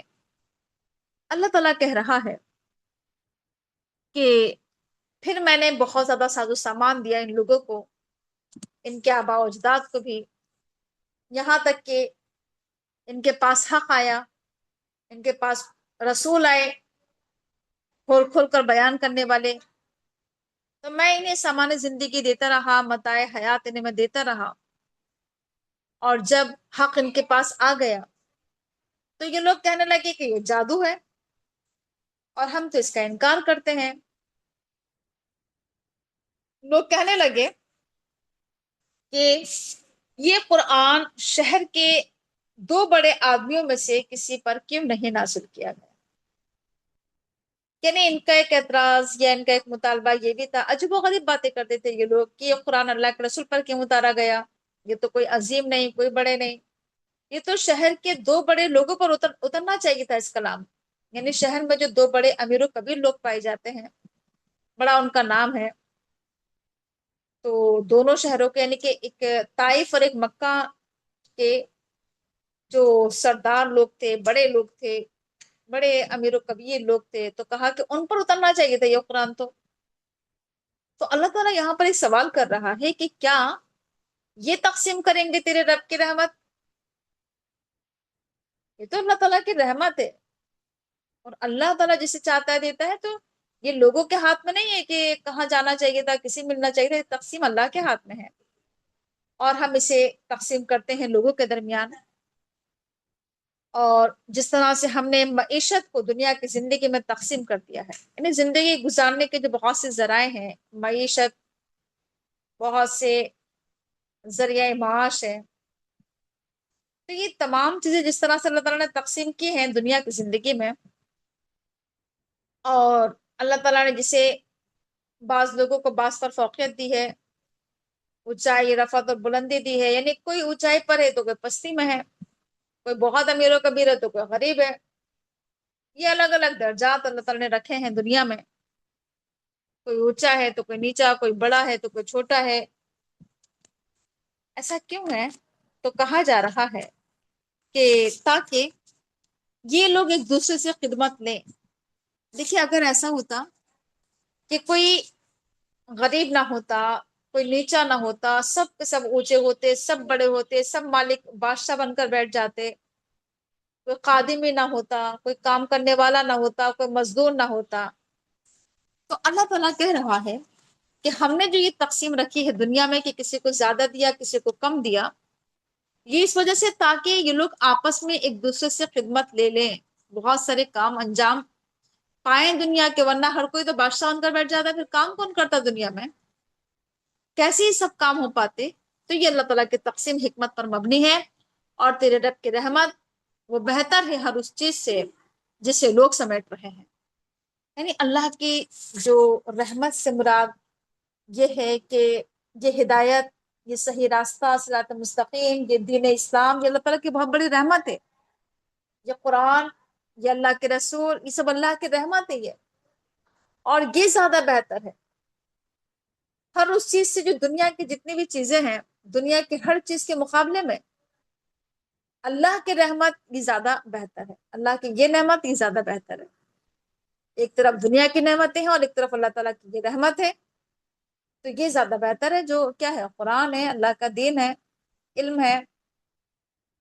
اور اگر یہ اندیشہ نہ ہوتا کہ سارے لوگ ایک ہی طریقے کے ہو جائیں، تو ہم خدائے رحمان سے کفر کرنے والوں کی گھروں کی چھتیں اور ان کی سیڑھیاں جن سے وہ اپنے بالاخانوں پر چڑھتے ہیں، اور ان کے وہ دروازے اور ان کے تخت جن پر وہ تکیے لگا کر بیٹھتے ہیں، سب ہم سونے اور چاندی کے بنا دیتے، یہ تو محض حیات دنیا کی متاع ہے، اور آخرت تیرے رب کے ہاں صرف متقین کے لیے ہے۔ تو دیکھیے یہاں پر کہا جا رہا ہے کہ اگر یہ اندیشہ نہ ہوتا کہ سارے لوگ ایک ہی طریقے کے ہو جائیں گے، تمام انسان ایک امت ہو جائیں گے، تو پھر تو کیا ہوتا؟ اللہ تعالیٰ کہہ رہا ہے پھر ہم ان لوگوں کو جو الرحمن کا انکار کرتے ہیں، جو کفر کرتے ہیں اللہ تعالیٰ کے ساتھ، تو پھر تو ہم ان کے گھروں کی چھتیں، ان کی سیڑھیاں جس پر وہ چڑھتے ہیں، ان کے گھر کے دروازے، ان کے تخت جس پہ وہ تخت ٹیک لگاتے ہیں، سب کچھ سونا چاندی کا بنا دیتے ہم۔ لیکن اللہ تعالیٰ کہہ رہا ہے کہ یاد رکھنا کہ اگر ہم یہ سب کچھ کر سکتے ہیں، کر بھی دیں یہ سب کچھ، لیکن یاد رکھنا یہ صرف دنیا کی زندگی کا سامان ہے، یہ تو محض حیات دنیا کی متاع ہے، لیکن آخرت کی نعمتیں وہ تو تیرے رب کے نزدیک صرف متقی لوگوں کے لیے ہیں۔ دنیا میں تو اللہ تعالیٰ کافروں کو نواز رہا ہے، دے رہا ہے، بہت کچھ دے رہا ہے، بہت ان کے پاس نعمتیں ہیں، بہت فراقی ہے، لیکن آخرت کی نعمتیں تو صرف متقین کے لیے ہیں۔ آگے کہا جا رہا ہے کہ اور جو رحمان کے ذکر سے منہ موڑے گا، تغافل برتے گا، تو ہم اس پر ایک شیطان مسلط کر دیتے ہیں، اور وہ شیطان اس کا رفیق بن جاتا ہے۔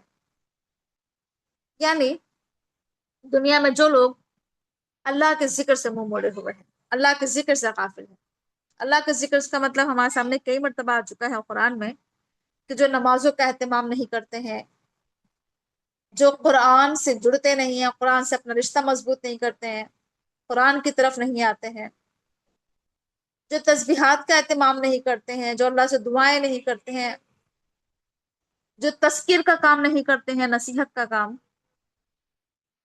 یا جو نصیحت سننا بھی نہیں چاہتے ہیں، ایسے لوگوں کے اوپر اللہ تعالیٰ ایک شیطان مسلط کر دیتا ہے، ان پر شیطان کو چڑھا دیتا ہے، اور پھر شیطان اس انسان کا دوست بن جاتا ہے، اس کا ساتھی بن جاتا ہے، اس کا ہمنشی بن جاتا ہے۔ کس کا؟ جو رحمان کے ذکر سے منہ موڑتا ہے، غافل رہتا ہے۔ اور بے شک یہ شیاطین تو لوگوں کو صحیح راستے پر آنے سے روک رہے ہیں، ان کا راستہ روکتے ہیں، اور وہ یہ سمجھتے ہیں کہ ہم صحیح راستے پر ہیں، ہم ٹھیک چل رہے ہیں، ہم ہدایت پر ہیں۔ دیکھیے ایک تو یہ کہ اللہ کے ذکر سے دور رہنا، پھر دوسروں کو بھی اللہ کے راستے سے روکنا، اور پھر یہ سمجھنا کہ ہم بالکل صحیح ہیں۔ دیکھیے یہ کردار آج بہت پایا جاتا ہے کہ خود بھی اللہ کے ذکر سے دور ہیں، دوسروں کو بھی روک رہے ہیں، اور سمجھ ہی رہے ہیں کہ ہم ہدایت پر ہیں، ہم صحیح راستے پر ہیں، ہم بالکل ٹھیک ہے، اپنے آپ کو بالکل صحیح سمجھتے ہیں۔ آخر کار جب یہ شخص ہمارے پاس آئے گا کل آخرت میں، تو وہ کہے گا کہ کاش، افسوس، ہائے، میرے اور تمہارے درمیان مشرق اور مغرب کی دوری ہوتی ہے تو بہت ہی بدترین ساتھی نکلا۔ یعنی شیطان کی دوستی بدترین رفاقت، بدترین دوستی ہے۔ کل انسان آخرت میں افسوس کرے گا کہ تو مجھ سے اتنا دور ہو جا کہ مشرق اور مغرب کا فاصلہ ہو جائے میرے اور تیرے درمیان، کہ تیری وجہ سے آج میں جہنم رسید ہوا، تو میں تیری صورت ہی دیکھنا نہیں چاہتا، میری نظروں سے اوجھل ہو جا۔ اور آج تمہیں ہرگز یہ فائدہ نہیں پہنچائے گا کہ جب کہ تم نے ظلم کیا دنیا میں، گناہ کیے، شرک کیا، آج تمہیں کوئی چیز فائدہ نہیں پہنچائے گی، کیونکہ تم نے دنیا میں ظلم کیا۔ آج تم سب عذاب میں مشترک ہو، برابر ہو۔ اے نبی، کیا آپ بہروں کو سنائیں گے یا آپ اندھوں کو راستہ دکھائیں گے، اور وہ جو کھلی گمراہی میں ہے؟ یعنی کہ کیا بہرے سن سکتے ہیں بھلا؟ اندھے کیا دیکھ سکتے ہیں؟ کہا جا رہا ہے کہ جو لوگ کھلی گمراہی میں ہیں، سننا نہیں چاہ رہے ہیں، اپنے کان بند رکھے ہوئے ہیں سننے سے، سنے کر دیتے ہیں، سن کر توجہ ہی نہیں دیتے ہیں، عمل ہی نہیں کرتے ہیں، نہ پڑھنا چاہتے ہیں، نہ دیکھنا چاہتے ہیں، تو کہا جا رہا ہے کہ کیا آپ انہیں راستہ دکھائیں گے؟ اگر ہم چاہیں تو کہا جا رہا ہے کہ خواہ ہم انہیں دنیا سے اٹھا لیں یا ہم انہیں سزا دیں، ان سے انتقام لیں، ہم کچھ بھی کر سکتے ہیں ان کے ساتھ. ہم ان کو دنیا سے نیست و نابود کر دیں، انہیں صفحہ ہستی سے مٹا دیں، یا ہم ان پر عذاب بھیج دیں، ان سے انتقام لیں، بدلہ لیں، سزا دیں، یا پھر ہم آپ کے سامنے لے کر آئیں وہ جس کا ہم ان سے وعدہ کر رہے ہیں، ہم آپ کو دکھائیں ان کا انجام. بے شک ہم قدرت رکھتے ہیں پوری پوری، ہم سب کچھ کر سکتے ہیں. بس آپ کا کام تو یہ ہے کہ آپ اس وحی الہی پر جم جائیے، مضبوطی کے ساتھ تھامے رہیے اس وحی الہی کو جو آپ کی طرف کی جا رہی ہے. وحی الہی کو مضبوطی کے ساتھ تھامنے کا قرآن کریم میں حکم دیا گیا ہے کہ اللہ کی کتاب کو مضبوطی کے ساتھ تھام لو، پکڑ لو. اور تھامنے سے، پکڑنے سے مراد صرف ظاہری پکڑنا نہیں ہے، بلکہ اس پر عمل کرنا، اسے نافذ کرنا، اسے جاری کرنا، اس کے مطابق اعمال کرنا، یہ مراد ہے مضبوطی کے ساتھ تھامنا. بے شک اللہ کے رسول آپ یقیناً سیدھے راستے پر ہیں، آپ صراط مستقیم پر ہیں. اور بے شک یہ قرآن کریم تمہارے لیے بھی نصیحت ہے اور تمہارے قوم کے لیے بھی نصیحت ہے.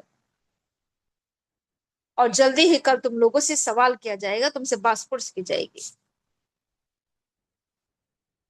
اور آپ ذرا سوال کیجئے ان لوگوں سے کہ ہم نے آپ سے پہلے جو رسول بھیجے ان سے معلوم کر لیجئے کہ کیا ہم نے رحمان کے علاوہ دوسرے معبود بنائے ہیں جس کی عبادت کی جائے؟ یعنی کیا کبھی ہم نے کسی رسول سے یہ کہا، جتنی بھی رسول بھیجے ہیں، کہ رحمان کے علاوہ کوئی اور معبود ہے، اللہ کا کوئی شریک ہے؟ اس کے بعد کہا جا رہا ہے کہ یقیناً ہم نے موسیٰ علیہ السلام کو اپنی آیات لے کر بھیجا تھا فرعون کی طرف اور سرداران قوم کی طرف. تو انہوں نے جا کر کہا تھا کہ میں رب العالمین کی طرف سے بھیجا ہوا ہوں. اور جب وہ ان کے پاس ہماری آیات لے کر گیا تو ان لوگوں نے ہماری آیات کا مذاق اڑایا، اور ہم انہیں اپنی نشانیاں دکھا رہے تھے. ایک سے بڑھ کر ایک نشانی ہم انہیں دکھا رہے تھے، ایک سے بڑھ کر ایک ہم انہیں آیات اور معجزات دکھا رہے تھے. اور پھر ہم نے ان کو عذاب میں پکڑ لیا تاکہ وہ اللہ کی طرف رجوع کریں، اب پلٹیں. اور جب جب بھی ان پر کوئی عذاب آتا تھا اللہ کی طرف سے تو ہر موقع پر وہ یہی کہتے تھے کہ اے ساحر، اے جادوگر، تم ذرا دعا کرو اپنے پروردگار سے کیونکہ تمہیں اللہ کے پاس بہت اونچا مقام حاصل ہے اور ہم ضرور ہدایت پا جائیں گے. اس سے معلوم ہوا کہ انہیں یقین تھا کہ ہاں اس کی دعائیں قبول ہوتی ہیں، اس کا رب کے پاس کوئی مقام ہے، کوئی مرتبہ ہے، اسے منصب حاصل ہے اللہ کے پاس. تو دعائیں کراتے تھے آ کر ہر عذاب کے آنے پر کہ تم دعا کرو، اب ہم ضرور صحیح راستہ پا لیں گے، ہدایت حاصل کر لیں گے. لیکن جب اللہ تعالیٰ ان کے پاس سے وہ عذاب ہٹا دیتا تھا تو پھر وہ عہد شکنی کرتے تھے، اپنا وعدہ توڑ دیا کرتے تھے، اپنی بات سے پھر جاتے تھے. فرعون نے اپنے قوم کے لوگوں کو پکارا اور کہا کہ اے میرے قوم کے لوگوں، کیا مصر میں میری حکومت نہیں ہے، میری بادشاہی نہیں ہے؟ کیا یہ جو نہریں ہیں، کیا یہ میرے اندر میں نہیں ہے، میرے نیچے نہیں بہ رہی ہیں، میری ماتحتی میں نہیں ہے؟ یہ میرے حکم سے دریا بہ رہے ہیں، میں ملک پر حکومت اور بادشاہ بنا ہوا ہوں، کیا تم دیکھتے نہیں ہے، تمہیں نظر نہیں آتا ہے؟ اس نے کہا اپنے قوم کے لوگوں سے کہ کیا میں بہتر ہوں اس شخص کے مقابلے میں، یا یہ جو بہت ہی ذلیل اور حقیر شخص ہے، یہ تو اپنی بات بھی کھول کر بیان نہیں کر پا رہا ہے، نہیں کر سکتا ہے. مزید یہ کہ اس شخص کے اوپر تو کوئی سونے کے کنگن بھی نہیں اتارے گئے ہیں، اور نہ ہی اس کے ساتھ کوئی فرشتے ہیں صف باندھے ہوئے. تو فرعون نے اپنی قوم کو بہت ہی ہلکا سمجھا. وہ سمجھ گیا تھا کہ اس کی قوم بہت کمزور ہے، ہلکے ہیں، باتوں میں آ جائیں گے. تو اس کے قوم کے لوگوں نے فرعون کی اطاعت کر لی، اور بے شک وہ بہت ہی فاسق لوگ تھے، نافرمان لوگ تھے. تو جب انہوں نے ہمیں غصہ دلایا ان کے قوم نے، تو ہم نے ان سے انتقام لیا اور ہم نے ان سب کو پانی میں غرق کر دیا. اور ہم نے اس قوم کو قوم فرعون کو ہم نے نمونہ عبرت بنا دیا، مثال بنا دیا پچھلے لوگوں کے لیے، بعد میں آنے والے لوگوں کے لیے عبرت کا سامان بنا دیا۔ اور جب ابن مریم کی مثال دی گئی تو تمہارے قوم کے لوگوں نے اس پر بہت شور مچایا، بہت غل مچایا۔ جب عیسیٰ ابن مریم کی بات کی گئی تو لوگوں نے اس پر بہت واویلا، بہت طوفان کھڑا کیا اور کہنے لگے کہ ہمارے معبود اچھے ہیں یا وہ۔ یہ مثال وہ تمہارے سامنے محض اس لیے پیش کرتے ہیں تاکہ تم ان سے بحث کرو، ان سے جھگڑو۔ حقیقت یہ ہے کہ یہ لوگ بہت ہی جھگڑالو لوگ ہیں، بحث کرنے والے لوگ ہیں۔ حالانکہ ابن مریم تو، عیسیٰ علیہ السلام تو صرف اللہ کے ایک بندے ہیں، وہ تو ہمارے بندے ہیں، بس ہم نے ان پر احسان فرمایا، ان پر انعام فرمایا، اور ہم نے انہیں بنی اسرائیل کے لیے اپنے قدرت کا ایک نمونہ بنا دیا، ایک مثال بنا دیا ہم نے انہیں۔ اگر ہم چاہیں تو ہم تم سے فرشتے پیدا کریں جو زمین میں تمہارے جانشین ہوں،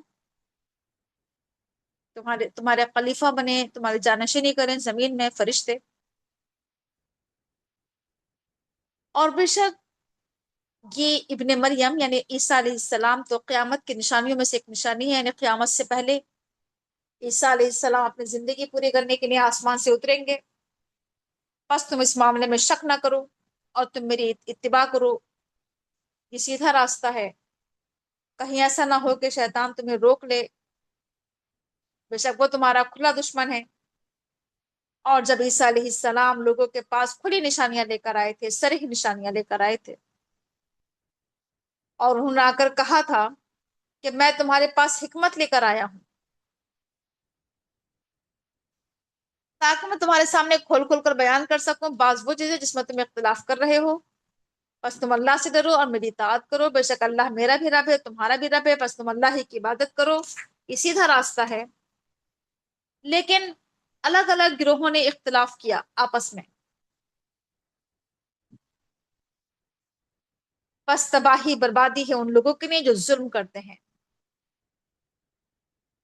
کہا جا رہا ہے کہ وہ جنہوں نے ظلم کیا ایک دردناک دن کے عذاب سے دوچار ہوں گے۔ کیا لوگ قیامت کا انتظار کر رہے ہیں؟ تو قیامت تو اچانک آ جائے گی اور انسان کو پتہ بھی نہیں چل پائے گا، خبر بھی نہ ہوگی۔ کل آخرت میں کہا جا رہا ہے کہ دوست آپس میں ایک دوسرے کے دشمن ہو جائیں گے سوائے متقی دوست کے۔ یعنی کل آخرت میں کوئی دوست کسی دوست کے کام نہیں آئے گا، بلکہ انسان اپنے دوستوں کو ہی اپنا دشمن سمجھے گا کل آخرت میں، کہ اس کی وجہ سے میں بھٹکا، گمراہ ہوا، میں نے غلط کام کیا، میں اس کی باتوں میں آ گیا۔ لیکن ہاں، اگر کسی نے کسی متقی انسان سے دوستی کی ہوگی، نیک لوگوں سے، اچھے لوگوں سے، تو یہ دوستی کل آخرت میں کام آئے گی۔ یعنی دوست انسان ایسے لوگوں کو بنائے جسے دیکھ کر اللہ کی یاد آئے، جو ہماری رہنمائی کرے، صحیح راستہ دکھائے، جو متقی پرہیزگار ہو، وہ دوستیاں کل آخرت میں کام آئیں گی۔ اے میرے بندو، کل آخرت میں کہا جائے گا کہ آج تم پر کوئی خوف نہیں، کوئی ڈر نہیں، اور آج تمہارے لیے کوئی غم نہیں ہے۔ کون لوگ، کس پر کوئی خوف اور غم نہیں ہوگا؟ وہ جو ایمان لے کر آئے تھے ہماری آیات پر اور جو مسلمان ہو گئے تھے، ان پر کوئی غم، کوئی ڈر نہیں ہوگا۔ آخرت میں ان سے کہا جائے گا کہ جنت میں داخل ہو جاؤ، تم بھی اور تمہاری بیویاں بھی، اور تم سب کو جنت میں خوشیاں ملیں گے، تمہیں خوش کیا جائے گا، تم خوش و خرم ہو جاؤ گے، عیش و عشرت کرو گے۔ جنت کا نقشہ کھینچا جا رہا ہے کہ جنت میں ان کے آگے سونے کے تھال پیش کیے جائیں گے، چکر لگائیں گے، سونے کے تھال، ساغر گردش کرائے جائیں گے ان پر، اور ہر وہ چیز جو من کو بھائے گی اور جو نگاہوں کو لذت دے گی، ہر وہ چیز وہاں پر موجود ہوگی، جس سے آنکھیں بھی خوش ہوں گی، دل بھی خوش ہوگا۔ اور تم جنت میں ہمیشہ رہو گے۔ یہ ہے وہ جنت جس کا تمہیں وارث بنایا جا رہا ہے تمہارے اعمال کی بدولت، تمہارے اعمال کی وجہ سے، کہ تم نے عمل کیا، تمہارے عمل کی وجہ سے آج تمہیں جنت کا وارث بنایا جا رہا ہے، تمہارے کاموں کی وجہ سے۔ تمہارے جنت میں میوے ہوں گے، بہت سارے پھل جسے تم کھاؤ گے۔ بے شک مجرم جہنم کے عذاب میں ہوں گے ہمیشہ کے لیے، ان پر سے عذاب نہ ہی کم کیا جائے گا، اور وہ سب عذاب میں مایوسی کے ساتھ پڑے ہوئے ہوں گے۔ ہم نے لوگوں پر ظلم نہیں کیا بلکہ لوگوں نے خود اپنے پر ظلم کیا۔ اور یہ لوگ پکاریں گے کل آخرت میں کہ اے مالک، تو ہمارا فیصلہ ہی کر دے تو زیادہ اچھا ہے، ہمارا معاملہ ہی چکا دیا جائے، یعنی ہمیں موت ہی آ جائے تو زیادہ اچھا ہے۔ تو اللہ تعالیٰ جواب دے گا کہ نہیں، بلکہ تم لوگ ایسے ہی پڑے رہو گے، اس میں کوئی موت نہیں آئے گی تم پر۔ ہم تمہارے پاس دنیا میں حق لے کر آئے تھے، لیکن تم میں سے اکثر نے حق کو ناپسند کیا۔ آگے اللہ تعالیٰ کہہ رہا ہے کہ کیا ان لوگوں نے کوئی اقدام کرنے کا فیصلہ کر لیا ہے؟ تو ٹھیک ہے، ہم نے بھی ایک فیصلہ کر لیا، ہم بھی ایک فیصلہ کیے لیتے ہیں۔ کیا ان لوگوں نے یہ سمجھ رکھا ہے کہ ہم ان کی بات نہیں سنتے ہیں، ان کی راز کی بات، ان کی سرگوشیاں سنتے نہیں ہیں؟ کیوں نہیں؟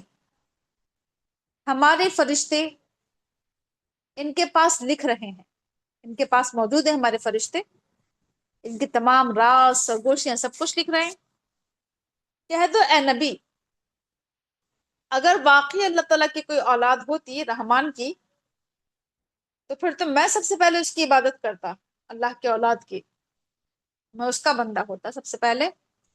لیکن اللہ تعالیٰ پاک ہے ان تمام باتوں سے، وہ تو آسمان و زمین کا رب ہے، وہ تو عرش کا مالک ہے، وہ ان تمام باتوں سے پاک و صاف ہے۔ پس تم ایسے لوگوں کو ان کے حال پر چھوڑ دو کہ وہ ایسی ہی الٹی سیدھی باتیں بناتے رہیں، اسی میں پڑے رہیں، وہ باطل خیالات میں غرق رہیں، کھیل میں، ہنسی مذاق میں، غفلت میں پڑے رہیں۔ اور کب تک؟ ایک دن یہ لوگ ملاقات کریں گے اللہ سے، جس دن کا ان سے وعدہ کیا گیا ہے۔ اللہ کی ذات وہ ذات ہے جس نے جو آسمانوں میں ہے، زمین میں ہے، وہ ایک خدا ہے۔ یعنی اللہ کی حکومت، بادشاہی، اللہ کی عبادت ہر جگہ ہو رہی ہے، آسمان میں بھی اور زمین بھی۔ زمین کا خدا، آسمان کا خدا ایک ہی ہے۔ آسمانوں پر بھی اللہ کی خدائی، زمین پر بھی اللہ کی خدائی ہے۔ اللہ تعالیٰ حکمت والا، اللہ تعالیٰ جاننے والا ہے،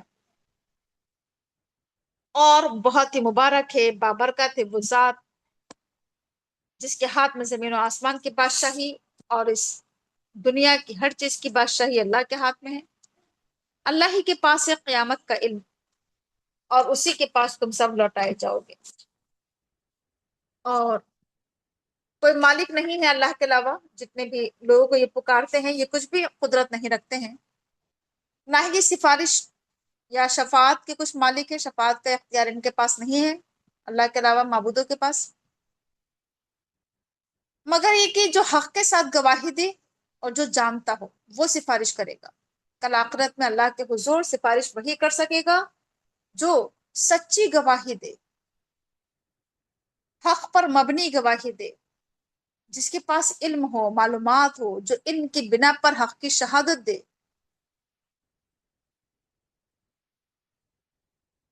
اور کہا جا رہا ہے، اگر آپ لوگوں سے سوال کریں کہ انہیں کس نے بنایا، تو لوگ ضرور کہیں گے کہ اللہ نے، تو پھر آخر لوگ بھٹک کہاں سے رہے، کہاں سے دھوکہ کھا رہے؟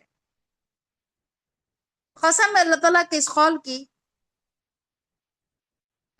قسم ہے رسول کے اس قول کی کہ اے میرے پروردگار، یہ وہ لوگ ہیں جو ایمان نہیں لا رہے ہیں، بس تو ان سے درگزر کر، اور اے نبی کہہ دو کہ تم پر اللہ کی سلامتی ہو، جلدی ہی تم سب کو معلوم ہو جائے گا۔ یعنی رسول نے اپنا معاملہ اللہ کے حوالے، اللہ کے سپرد کر دیا، جو ایمان نہیں لا رہے اب اللہ کے اوپر ہے، اللہ سے دعائیں کرتے ہیں اللہ کے رسول کہ اللہ تو ان سے درگزر فرمانا، انہیں معاف کر دینا، اور ایسے لوگوں سے رسول کہہ دیتے ہیں کہ تم پر اللہ کی سلامتی ہو۔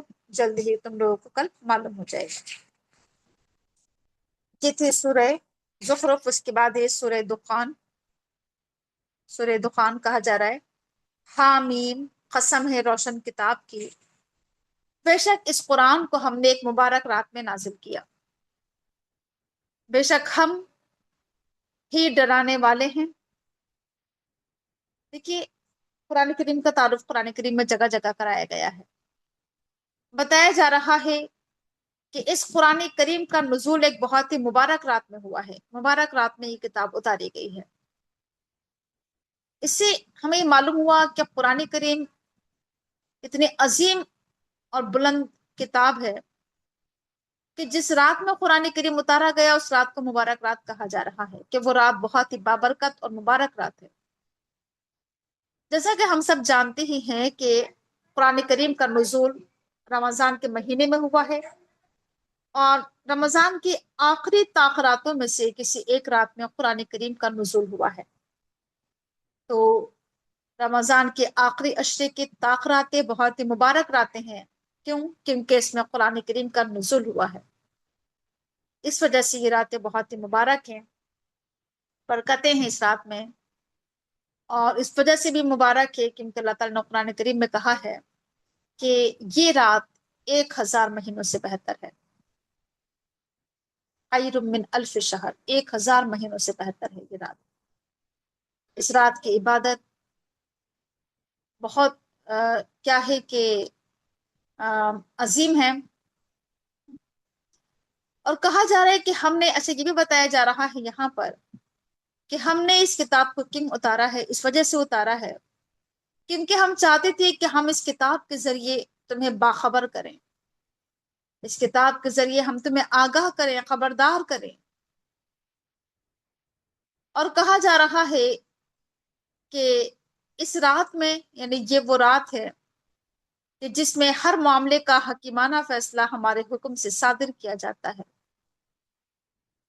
اس رات میں اللہ تعالیٰ فیصلے فرماتا ہے، حکیمانہ فیصلے اللہ کی طرف سے صادر ہوتے ہیں، تمام معاملات کے فیصلے اللہ تعالیٰ فرماتا ہے، اور سب کچھ اللہ کے پاس سے ہوتا ہے۔ بے شک ہم یقیناً ایک رسول بھیجنے والے ہیں تیرے رب کی رحمت کے طور پر، وہ سننے والا جاننے والا ہے۔ رسولوں کو دنیا میں بھیجنا یہ بھی اللہ تعالیٰ کی رحمت کی ایک نشانی ہے۔ اللہ تعالیٰ آسمان و زمین اور اس کے درمیان کی چیزوں کا رب ہے، اگر واقعی تم ایمان لاؤ، یقین لاؤ، یقین رکھو۔ اللہ کے سوا کوئی معبود نہیں، وہ زندگی دیتا ہے، وہ موت دیتا ہے، وہ تمہارا رب ہے، وہ تمہارے گزرے ہوئے آباء و اجداد، تمہارے اسلاف کا رب بھی اللہ ہی ہے، لیکن لوگ شک میں پڑے ہوئے ہیں، غفلت میں پڑے ہوئے ہیں۔ تو تم سب انتظار کرو اس دن کا جس دن آسمان سرح دھواں لیا ہوا آئے گا، وہ لوگوں پر چھا جائے گا۔ قرآن کریم میں جگہ جگہ قیامت کی نشانیاں بتائی گئی ہیں۔ یہاں پر بتایا جا رہا ہے کہ جب قیامت آئے گی تو قیامت کے آنے سے پہلے ایک نشانی یہ ہے کہ آسمان پر دھواں چھا جائے گا، سرح دھواں، اور وہ لوگوں پر چھا جائے گا۔ یہ دردناک سزا ہے۔ لوگ کہیں گے، دعائیں کریں گے، اللہ تعالیٰ ہمارے پر سے اس عذاب کو ہٹا دے، ٹال دے، بے شک اب ہم ایمان لے کر آتے ہیں۔ تو اللہ تعالیٰ کہے گا کہ اب نصیحت سے کوئی فائدہ نہیں، اب یاد دہانی سے انہیں عذاب کو دیکھنے کے بعد اب کوئی فائدہ نہیں نصیحت حاصل کرنے کا۔ حالانکہ لوگوں کے پاس کھلم کھلا رسول آئے تھے تو لوگوں نے رسول سے منہ موڑا، لوگوں نے باتیں بنائی اور یہ کہا کہ یہ تو کہیں سے سیکھ کر آ جاتا ہے، کہیں سے پڑھ کر آ جاتا ہے، یہ تو سکھایا ہوا ہے کسی کا، یہ تو مجنون، دیوانہ، پاگل ہے۔ بے شک ہم اگر عذاب کو ہٹا بھی دیں تھوڑی دیر کے لیے تو تم پھر دوبارہ وہی کرو گے جو تم کر رہے ہو، یہ تمہارا حال ہے۔ ہم انسان کی بہت سخت پکڑ کریں گے، بڑی ضرب ہم اس پر لگائیں گے، کیونکہ ہم انتقام لینے والے ہیں، ہم بدلہ لینے والے ہیں۔ ہم نے اس سے پہلے قوم فرعون کو اسی آزمائش میں ڈالا تھا، اور ان کے پاس نہایت شریف رسول آئے تھے۔ قوم فرعون کی بھی اللہ تعالیٰ نے آزمائش کی، ان کے پاس موسیٰ علیہ السلام کو بھیجا، انہوں نے جا کر کہا کہ اللہ کے بندوں کو میرے حوالے کر دو، یعنی یہ بنی اسرائیل یہ اللہ کے بندے ہیں، غلام، اللہ کے غلام ہے، تمہارے غلام نہیں ہیں، تم انہیں میرے حوالے کر دو، لوٹا دو انہیں تم مجھے، میں تمہارے پاس اللہ کی طرف سے بھیجا ہوا ہوں اور امانت دار ہوں۔ اور یہ بھی کہا جا کر فرعون کے پاس کہ تم زمین میں اپنے آپ کو اونچا اور بڑا نہ سمجھو، سرکشی نہ کرو، میں تمہارے پاس کھلی دلیل لے کر آیا ہوں، صریح سند لے کر آیا ہوں، اور میں پناہ چاہتا ہوں اپنے پروردگار کی، اپنے رب کی اور تمہارے رب کی، میں اللہ کی حفاظت چاہتا ہوں کہ تم مجھے رجم کرو یا مجھ پر حملہ آور ہو، اور اگر تم ایمان نہیں لاؤ گے، نہیں مانو گے میری بات، تو میں تم سے معزول ہوں، دور ہوں، ہٹ جاؤں گا۔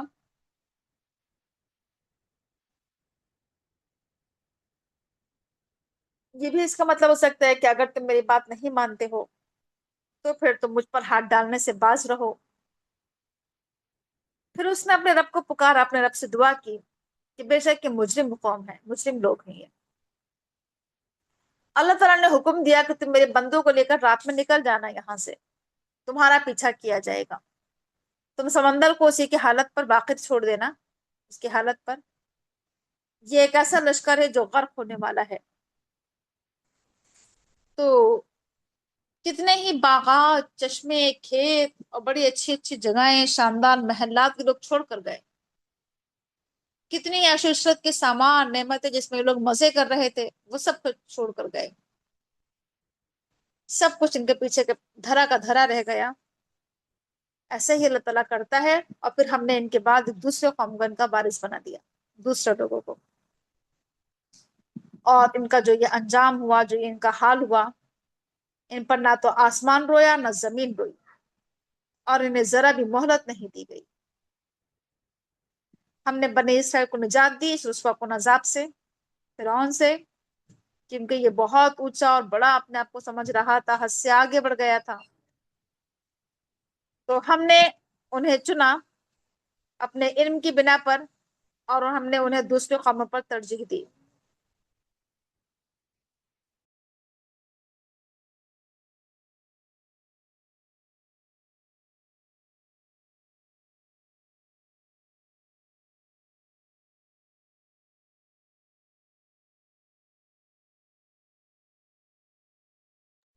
اور ان کی حالت جانتے ہوئے ہم نے ان کو دنیا کے دوسرے قوموں پر ترجیح دی، یعنی بنی اسرائیل کو ہم نے فوقیت دی، ترجیح دی سارے جہان والوں پر، اور ہم نے انہیں اپنی آیات دی، نشانیاں دی، ایسے ایسے ان پر عذاب بھی آئے جس میں ان کے لیے بڑی آزمائش بھی تھی۔ اور یہ لوگ کہتے تھے کہ بس دنیا میں جو موت آنا ہے وہ آنا ہے، ہماری پہلی موت کے سوا اور کچھ نہیں ہے، یعنی اب ہم دوبارہ زندہ نہیں اٹھائے جائیں گے۔ تو اللہ تعالیٰ کہہ رہا ہے کہ اگر واقعی تم اپنی بات میں سچے ہو تو پھر، ہاں بلکہ یہ لوگ کہتے تھے کہ اگر تم سچے ہو اپنے دعوے میں کہ مرنے کے بعد دوبارہ زندہ کیا جائے گا، تو پھر ہمارے باپ دادا کو زندہ کر کے دکھاؤ، کیا یہ بہتر ہے یا تبا کے قوم؟ یعنی کیا ان کے پاس بہت نعمتیں، مال و دولت، حکومت، یا پھر قوم تبا جو قوم گزری ہے، تبا کے قوم، ان سے پہلے ہم نے تو انہیں بھی ہلاک کر دیا کیونکہ انہوں نے بھی جرم کیا تھا۔ ہم نے زمین اور آسمان اور اس کے درمیان کی چیزوں کو کھیل کے طور پر نہیں بنایا ہے، کھیل تماشا نہیں ہے یہ دنیا بے مقصد نہیں ہے۔ ہم نے تو زمین و آسمان کو حق کے ساتھ بنایا ہے، ایک مقصد کے تحت بنایا ہے اس دنیا کو، لیکن اکثر لوگ نہ علم حاصل کرتے ہیں نہ ہی جانتے ہیں۔ بے شک ان لوگوں کی میقات یا طے شدہ وقت تو فیصلے کا دن ہے، جس دن ان سب کو اٹھایا جائے گا۔ اس دن کوئی عزیز قریب اپنے کسی عزیز قریب کے کچھ بھی کام نہیں آئے گا، کوئی رشتہ دار کسی رشتہ دار کے کام نہیں آئے گا، اور نہ ہی کسی کی کوئی مدد کی جائے گی سوائے اس کی کہ جس پر اللہ رحم فرمائے۔ بے شک اللہ تعالیٰ غالب رحم کرنے والا ہے۔ بے شک زقوم کا درخت تو گنہگار لوگوں کا کھانا ہے، پیٹ میں وہ اس طرح جوش کھائے گا کہ جسے کھولتا ہوا پانی جوش کھاتا ہے۔ پکڑ لو انہیں اور گھسیٹتے ہوئے انہیں لے کر جاؤ جہنم کے بیچ میں، پھر ان کے اوپر جہنم کا کھولتا ہوا پانی گرا دو، اب تم مزہ چکھو۔ بے شک تم دنیا میں بہت ہی اونچے بنتے تھے، بڑے زبردست اور عزت دار بنتے تھے، یہ وہ چیز ہے، آخرت میں کہا جائے گا یہ وہ چیز ہے جس کے بارے میں تم شک کر رہے تھے۔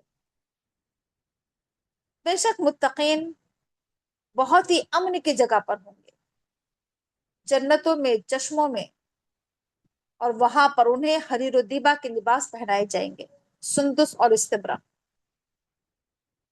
جنتی لباس انہیں پہنائے جائیں گے۔ یہ لوگ آمنے سامنے بیٹھیں گے، یہ ہوگی ان کی شان، اور ہم انہیں خوبصورت آنکھوں والی یا بڑی بڑی آنکھوں والی ہم انہیں پورے ان کے زوجیت میں دیں گے، اور وہاں پر وہ اطمینان سے ہر طرح کی لذیذ چیزیں طلب کر رہے ہوں گے، وہاں پر طلب کریں گے ہر طرح کے میوے بڑے امن کے ساتھ، اطمینان کے ساتھ۔ وہاں پر یہ نہیں چکھیں گے موت کا مزہ، موت نہیں آئے گی وہاں پر، بس دنیا میں جو موت آنا تھی وہ آ گئی۔ اللہ تعالیٰ انہیں جہنم کے عذاب سے بچائے گا۔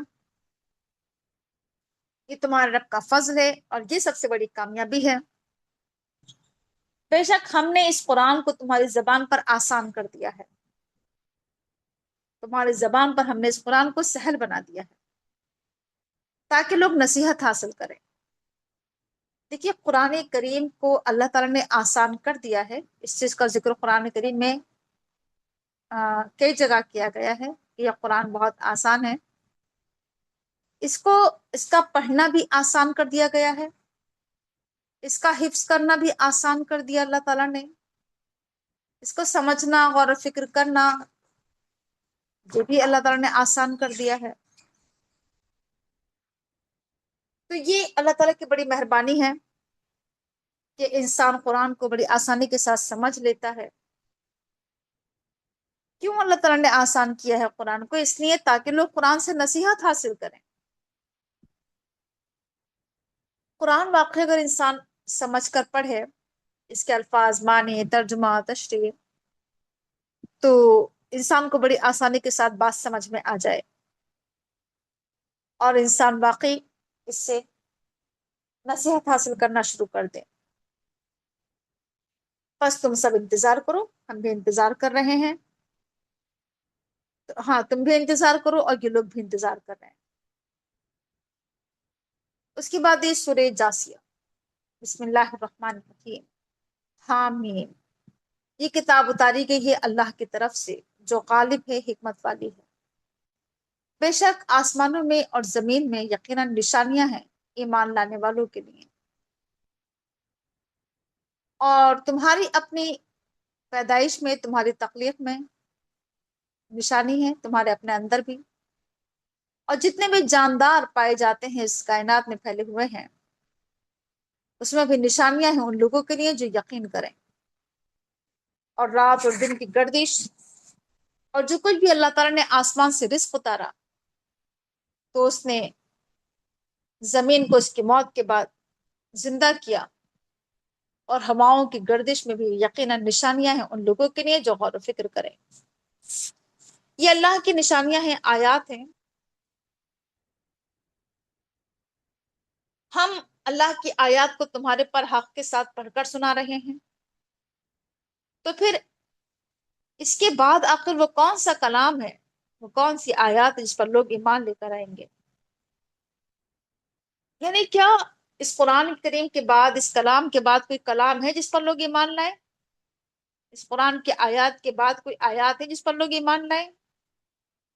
بس تباہی اور بربادی ہے ان لوگوں کے لیے جو بہت زیادہ جھوٹ بولتے ہیں، بہت گناہ گار ہیں۔ कौन है वो लोग जो बहुत झूठ बोलते हैं, बहुत गुनाहगार हैं? वो जो अल्लाह की आयत सुनते हैं, जब उन पर पढ़कर सुनाई जाती हैं, फिर भी वो इसरार करते हैं गुरूर के साथ, तकब्बुर के साथ अपने कुफ्र पर, गोया कि उन्होंने सुना ही नहीं।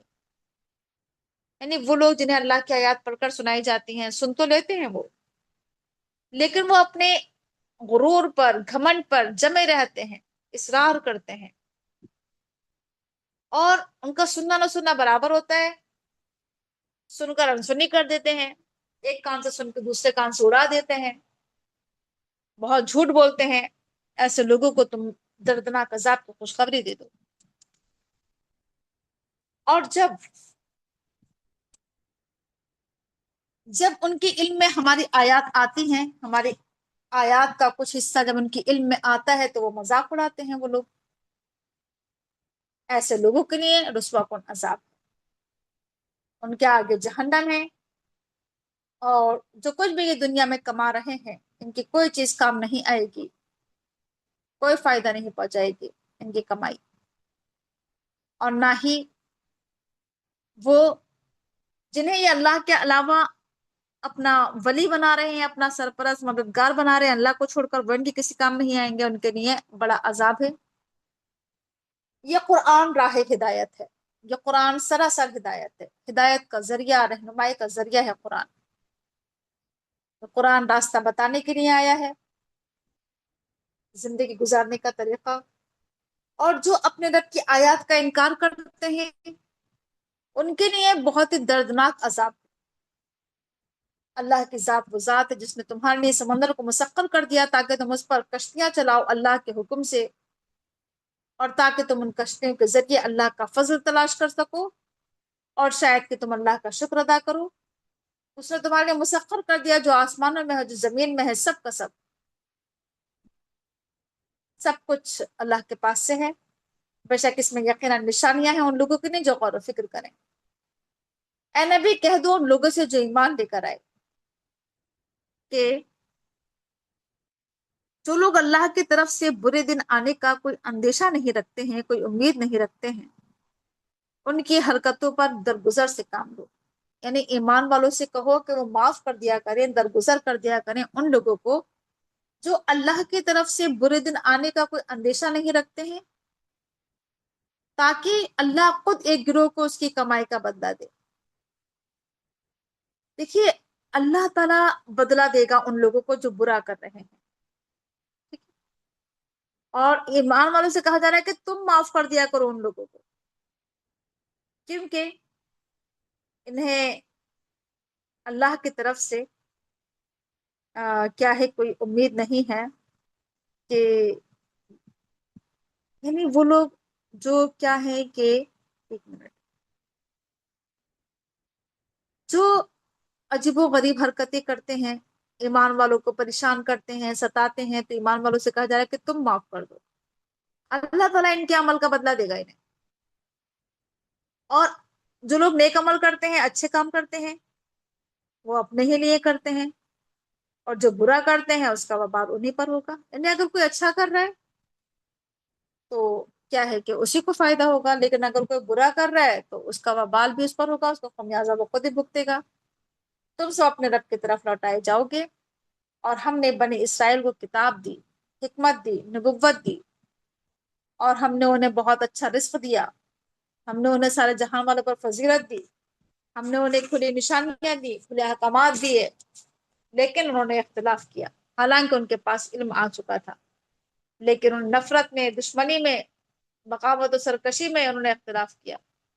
बेशक तुम्हारा परवरदिगार उनके दरमियान क़यामत के दिन फैसला करेगा जिसमें वो इख्तिलाफ कर रहे हैं।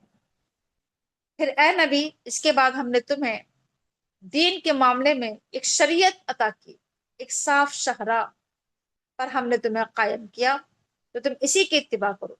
यानी अल्लाह के रसूल से कहा जा रहा है कि हमने आपको जो शरीयत दी है, आप शरीयत ही की इत्तिबा कीजिए, क्योंकि शरीयत क्या है, ये अल्लाह की तरफ से अहकामात हैं, तालीमात हैं, ये बिल्कुल साफ और सीधा रास्ता है। आप इसकी इत्तिबा कीजिए और लोगों के ख्वाहिशात की इत्तिबा ना कीजिए, क्योंकि वो लोग جو خواہشات کے دلدادہ ہوتے ہیں یا خواہشات کی اتباع جو لوگ کرتے ہیں یا خواہشات کے پیچھے چلتے ہیں، وہ جاہل ہوتے ہیں، ان کے پاس علم نہیں ہوتا ہے، وہ جو علم حاصل نہیں کرتے ہیں وہ خواہشات میں پڑ جاتے ہیں، اور خواہشات میں وہ پڑتے ہیں جو علم حاصل نہیں کرتے ہیں۔ اگر واقعی انسان قرآن کا علم حاصل کر لے تو کبھی بھی وہ خواہشات میں نہ الجھے۔ اس میں اللہ کے رسول سے جو کہا گیا ہے کہ آپ شریعت کی اتباع کیجیے، اس میں آپ کو مخاطب کر کے ہم سب کو مخاطب کیا جا رہا ہے کہ شریعت کی اتباع کی جائے۔ لوگ آپ کو اللہ کے مقابلے میں نہیں بچا پائیں گے، کچھ کام نہیں آئیں گے، کوئی فائدہ نہیں پہنچائیں گے۔ بے شک ظالم سب آپس میں ایک دوسرے کے دوست ہیں، ایک دوسرے کے ساتھی ہیں، اور اللہ تعالیٰ متقین کا ساتھی، اللہ متقین کا دوست ہے، نیک لوگوں کا دوست اللہ ہے۔ تو یہ بصیرت بھری باتیں ہیں لوگوں کے لیے، اللہ کی طرف سے بصیرت کی روشنیاں۔ قرآن کریم ایک بصیرت بھرا کلام ہے، یہ ہدایت ہے، یہ رحمت ہے ان لوگوں کے لیے جو یقین کریں۔ کیا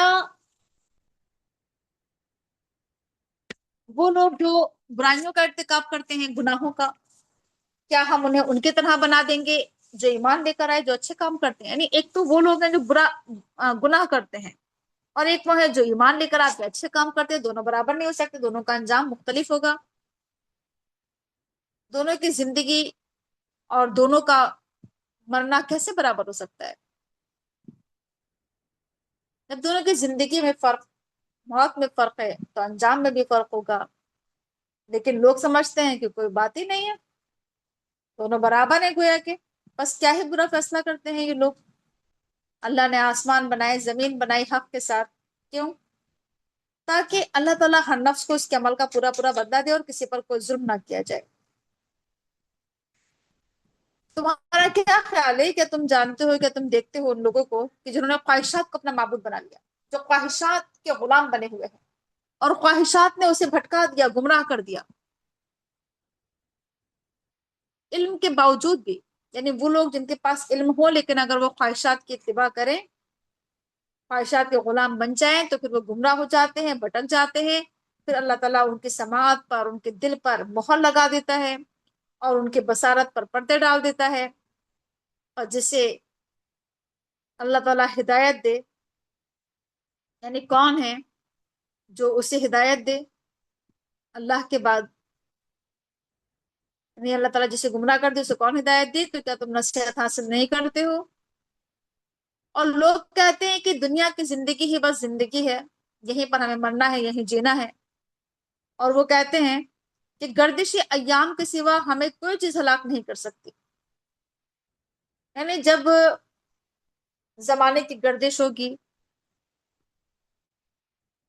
تو یعنی جس سے انہیں لگتا ہے کہ جو مصیبتیں تکلیفیں آتی ہیں دنیا میں، یہ تو بس گردش زمانہ ہے، زمانے کے چکر، کہ کبھی کسی پر مصیبت آتی ہے تو کبھی کسی پر، تو اس طرح ہم پر کوئی مصیبت آ سکتی ہے، اور ورنہ تو کیا ہے کہ بس دنیا کی زندگی اصل ہے۔ حالانکہ ان کے پاس اس چیز کا کوئی علم نہیں ہے، وہ تو صرف گمان کی باتیں کر رہے ہیں، اور جب ان کے سامنے ہماری آیات کھول کھول کر بیان کی جاتی ہیں، کھلی آیات پڑھ کر سنائی جاتی ہیں، تو پھر یہ بحث و مباحثے کرتے ہیں، حجت کرتے ہیں۔ یہ کہتے ہیں، پھر اس طرح کی باتیں کرتے ہیں کہ اچھا اگر واقعی تم سچے ہو تو ہمارے باپ دادا کو اٹھا کر دکھا دو، کہہ دو اللہ تمہیں زندگی دے گا، پھر اللہ تمہیں موت دے گا، پھر اللہ تمہیں قیامت کے دن جمع کرے گا، جس کے آنے میں کوئی شک نہیں، لیکن اکثر لوگ جانتے نہیں ہیں۔ اللہ کے ہاتھ میں ہے زمین و آسمان، اور اس دن قیامت قائم ہو جائے گی، اور باطل پرست لوگوں کا نقصان اور خسارہ ہو جائے گا، اور تم دیکھو گے ہر امت کو، ہر گروہ کو، کہ وہ گھٹنوں کے بل گرے ہوئے ہوں گے، اور ہر گروہ کو پکارا جائے گا کہ آؤ اور اپنا نامہ اعمال دیکھو، آج تمہیں تمہارے اعمال کا بدلہ دیا جا رہا ہے، یہ ہماری کتاب، ہمارا تیار کیا ہوا اعمال نامہ ہے، یہ تمہارے پر حق کے ساتھ بولے گا، ٹھیک ٹھیک حق کی شہادت دے رہا ہے یہ۔ जो कुछ भी तुम करते थे हम उसे लिखवाते जा रहे थे। और वो लोग जो ईमान लेकर आते हैं, अच्छे काम करते हैं, अल्लाह ताला उन्हें अपने रहमत में दाखिल करेगा, और ये खुली कामयाबी है। और जो कुफ्र करते हैं उनसे कहा जाएगा कि क्या तुम्हारे पर मेरी आयत पढ़कर नहीं सुनाई गई थी, तो तुमने अपने आप को ऊंचा और बड़ा समझा, तकब्बुर किया, और तुम मुजरिम कौम हो। और जब लोगों से कहा जाता है कि बेशक अल्लाह का वादा सच्चा है और क़यामत के आने में कोई शक नहीं है, तो तुम कहते हो कि हम नहीं जानते हैं कि क़यामत क्या होती है, हम तो बस एक गुमान को रखते हैं, वरना हमें यकीन नहीं है। तो कहा जा रहा है कि ऐसे लोगों के अमाल की बुराइयां उन पर वाज़ेह हो जाएंगी, खुल जाएंगी, खुलकर सामने आ जाएंगी, लोगों के अमाल की बुराइयां, गुनाह, और जो कुछ भी ये मजाक उड़ाते हैं आज दुनिया में, ये मजाक इनको घेर लेगा, अपने मजाक में घिर जाएंगे।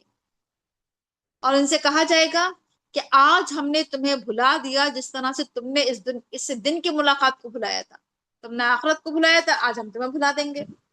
तुम्हारा ठिकाना जहन्नम है, तुम्हारा कोई मददगार नहीं। तुम्हारा यह अंजाम इस वजह से हुआ क्योंकि तुमने अल्लाह की आयत का मजाक उड़ाया और दुनिया की जिंदगी ने तुम्हें धोखे में डाल दिया। बस आज ये जहन्नम से नहीं निकाले जाएंगे और ना ही इनकी तौबा कबूल की जाएगी। बस अल्लाह ही के लिए हम्दो सना है, तारीफ व तौसीफ है, वो जमीन आसमान का रब है, वो सारे जहान का रब है। अल्लाह ही के लिए किबरियाई है, अल्लाह ही के लिए बड़ाई है, आसमानों में और जमीन में। अल्लाह गालिब हिकमत वाला है। सुब्हानकल्लाहुम्मा व बिहम्दिका नशहदु अन ला इलाहा इल्ला अंता नस्तगफिरुका व नतूबु इलैक। अस्सलामु अलैकुम व रहमतुल्लाहि व बरकातहू।